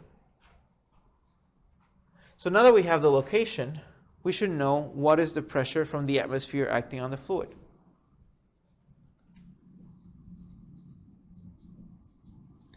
At an elevation of 2,500 meters, atmospheric pressure is more or less around 75 kilopascal, absolute terms. So what's happening? We know that cavitation occurs when the absolute pressure in a fluid is equal to or smaller than the vapor pressure. And we know that the absolute pressure in a fluid is equal to atmospheric pressure plus any sort of gauge pressure. So I want to know at what pressure will cavitation occur? We know that atmospheric pressure will not change, so let's figure out what is that gauge value that we need for cavitation to occur.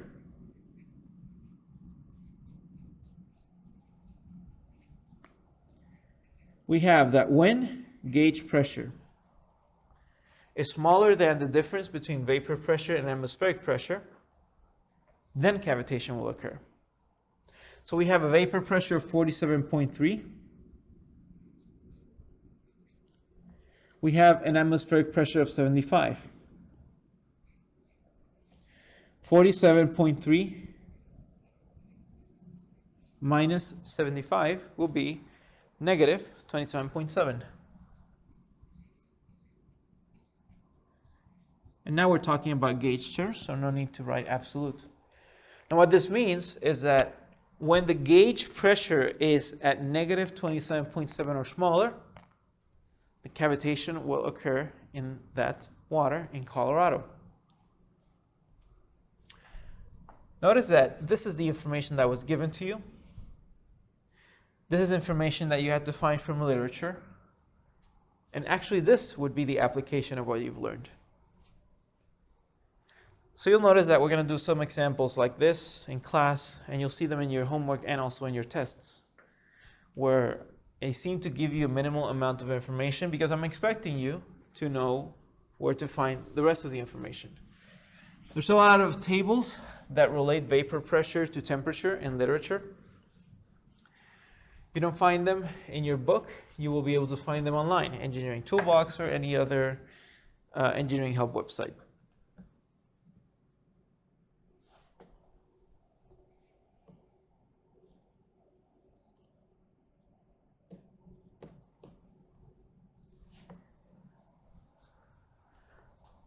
When we study fluids, particularly in this class, we're going to study within the concept or within the context of 3 laws of conservation.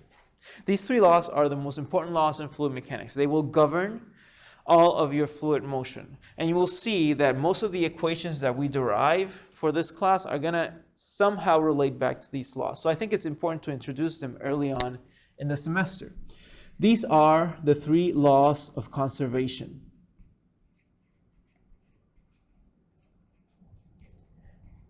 Now, in order to explain the laws of conservation, we want to have a similar, or at least an equal understanding of what a system is.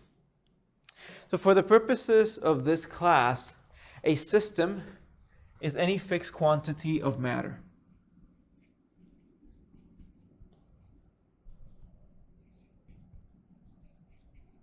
Or fixed quantity of mass.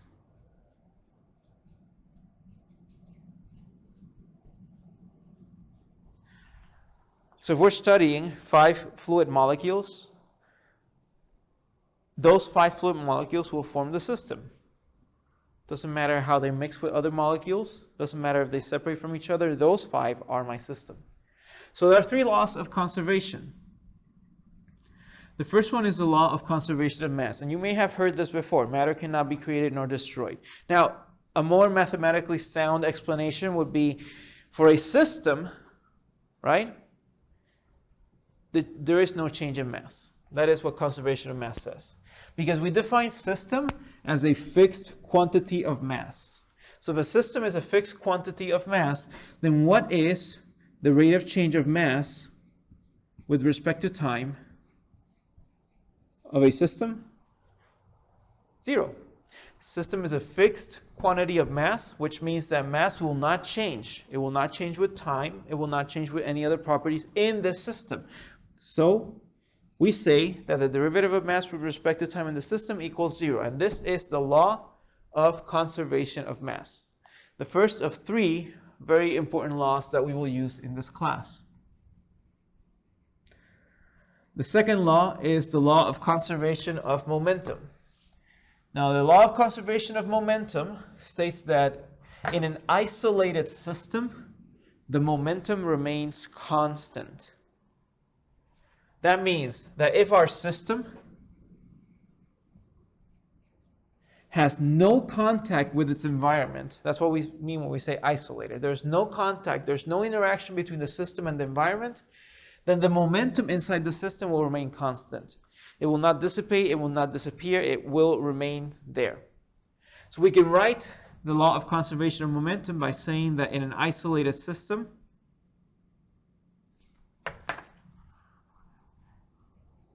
the change in momentum with respect to time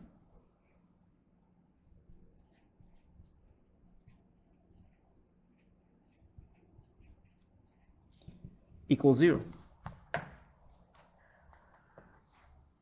But in this class, our systems aren't going to always be isolated. In fact, most of the systems we study will have interactions between their environment. So while conservation of momentum is a very important law, we're going to try to express it more in terms of its parent equation. What is the parent equation of conservation of momentum? It's Newton's second law of motion. Now we know that Newton's second law of motion tells us that the sum of forces acting on a system is equal to the change in its momentum with respect to time. If the system is isolated, there are no forces acting on it, therefore this is equals to 0, and that's conservation of momentum. But if our system is not isolated, which will be the case for most systems that we study in this class, then we can say that the sum of forces in a system is simply equal to the change in momentum with respect to time. This is the famous F equals ma equation, right? Because you have your dmv over dt, and you know that a system is a fixed quantity of matter, so we can treat mass as a constant and take it out of this derivative, and that leaves us with the sum of forces in a system equaling mass times change in velocity with respect to time, which is just the same as saying mass times acceleration. So this is the famous F equals ma equation, but we're going to look at it in this class in terms of momentum, not so much in terms of mass and acceleration. So that is conservation of momentum, also expressed as Newton's second law. The third law of conservation is the conservation of energy law. Likewise, conservation of energy says that in a isolated system where there's no interaction with its environment, the energy remains constant. That means that for an isolated system, the rate of change of energy with respect to time equals 0. But we go back to this. We know that in this class, our systems will most likely not be isolated. So instead, we can write the conservation of energy law in terms of its parent equation. And what is its parent equation? The first law of thermodynamics. The first law of thermodynamics tells us that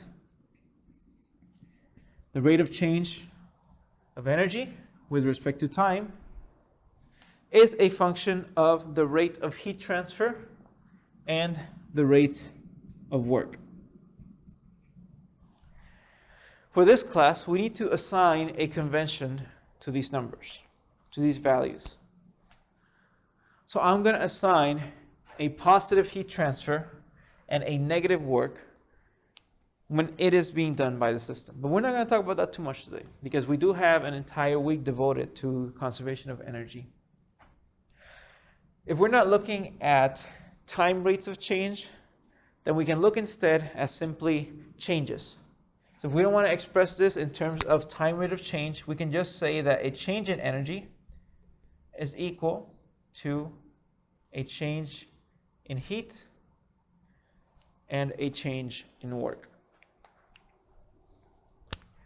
We're going to look at this into detail later. In your notes, you'll see that after we finish today's lecture, we have some topics that cover the first law of thermodynamics in more detail with more applications. But for the purposes of this class, we're going to wrap up with one final law, which is the ideal gas law, but we're not going to go into details of the first law of thermodynamics. If you are taking thermal, or if you're in mechanical engineering, I strongly recommend that you look at the notes for the first law of thermodynamics.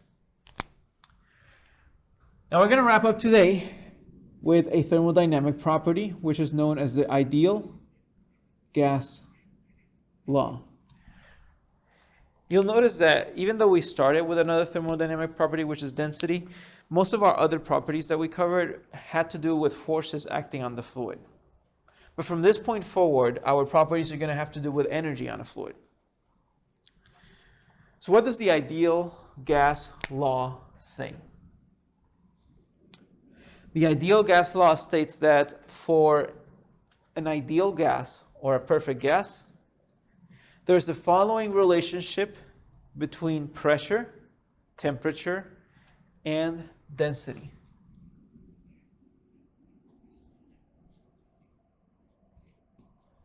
So ideal gases are defined as those whose pressure is directly proportional to its temperature, its gas constant, and its density. We can express this law in terms of mass by saying that density is equal to mass over volume, and therefore pressure times volume is equal to mass times the gas constant times temperature. When we're dealing with the ideal gas law, all of these terms are absolute terms. That means we're dealing with absolute pressure and also an absolute scale for my temperature. So what does this mean for us? If we know the pressure and the density in a fluid, then we can figure out its temperature. If we know the temperature and the density of a fluid, then we will know at what pressure it is at. The gas constant is a function of what's known as the universal gas constant and the molar mass of a gas. So we define the gas constant as being inversely proportional to the molar mass of the gas, and that factor of proportionality is known as a universal gas constant, which is a constant. Let's not worry too much about finding the gas constant for fluids. Instead, let's only focus on fluids whose gas constants we already know. So we'll do a quick example before wrapping up. Let's say we have a tank. a tank filled with some gas. And for the purposes of this example, let's assume that that gas is a perfect gas, an ideal gas. So we're going to have a tank with a volume of 0.2 cubic meters.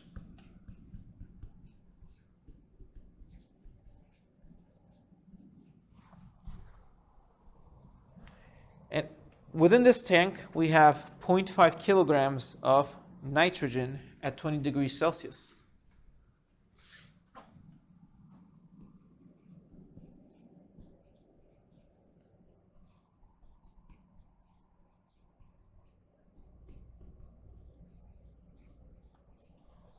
So now my question is, given this information, what's the pressure inside the tank?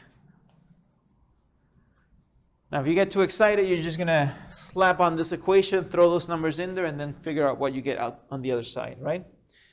But let's think a little bit. Remember that this equation is measured in absolute terms. So I think the first thing we want to do is, if nitrogen is in fact a perfect gas, then what is its gas constant? So we're going to look at that in literature.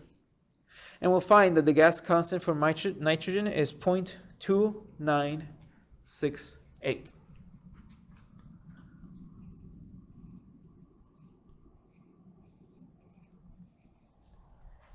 And the units are kilojoules over kilograms times Kelvin.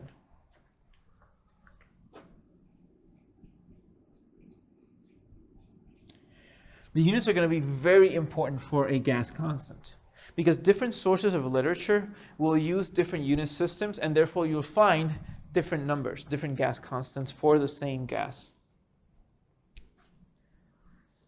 So now what? I can write down my ideal gas law, where I want to find pressure. I have what I need to find density. But do I really have the temperature? Remember, we are dealing with absolute scales, absolute temperature scales. So we want to make sure that we express this temperature in Kelvin instead of Celsius. So how do we convert from Celsius to Kelvin? Just add 273.15, right?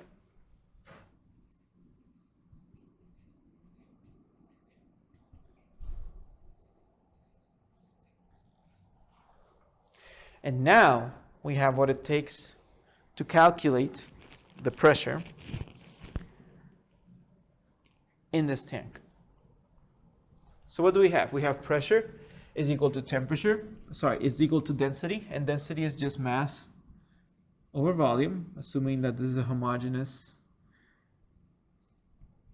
substance. We have the gas constant for nitrogen, which is 0.2968 kilojoules over kilograms times Kelvin. And we have my temperature, which is 293 Kelvin. So what does this give us? You punch in those numbers in your calculator. 0.5 over 0.2 times 0.2968 times 293. It's going to give you a value of 218 kilopascal.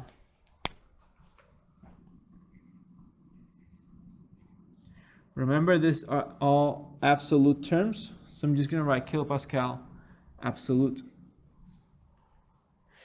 If you get confused by your units, remember something, right? Joules is a measure of energy, and energy is the product of a force times the length. So hopefully that will help you identify joules in its standard SI units. So yeah, these are all the fluid properties that we're going to cover in this particular lecture. There are many, many others, and on my lecture notes I have a lot more thermodynamic properties that will be of interest to mechanical engineering students. However, for this class, since this is a class for the engineering college as a whole, these are the properties that we're going to focus on, and these are the properties that we're going to cover in this course. I recommend that you study these properties as much as possible, and that you're familiarized with the theory behind them, so that when we actually encounter them in our derivations and our equations, you won't be confused and you'll understand where this value is coming from or where that value is coming from.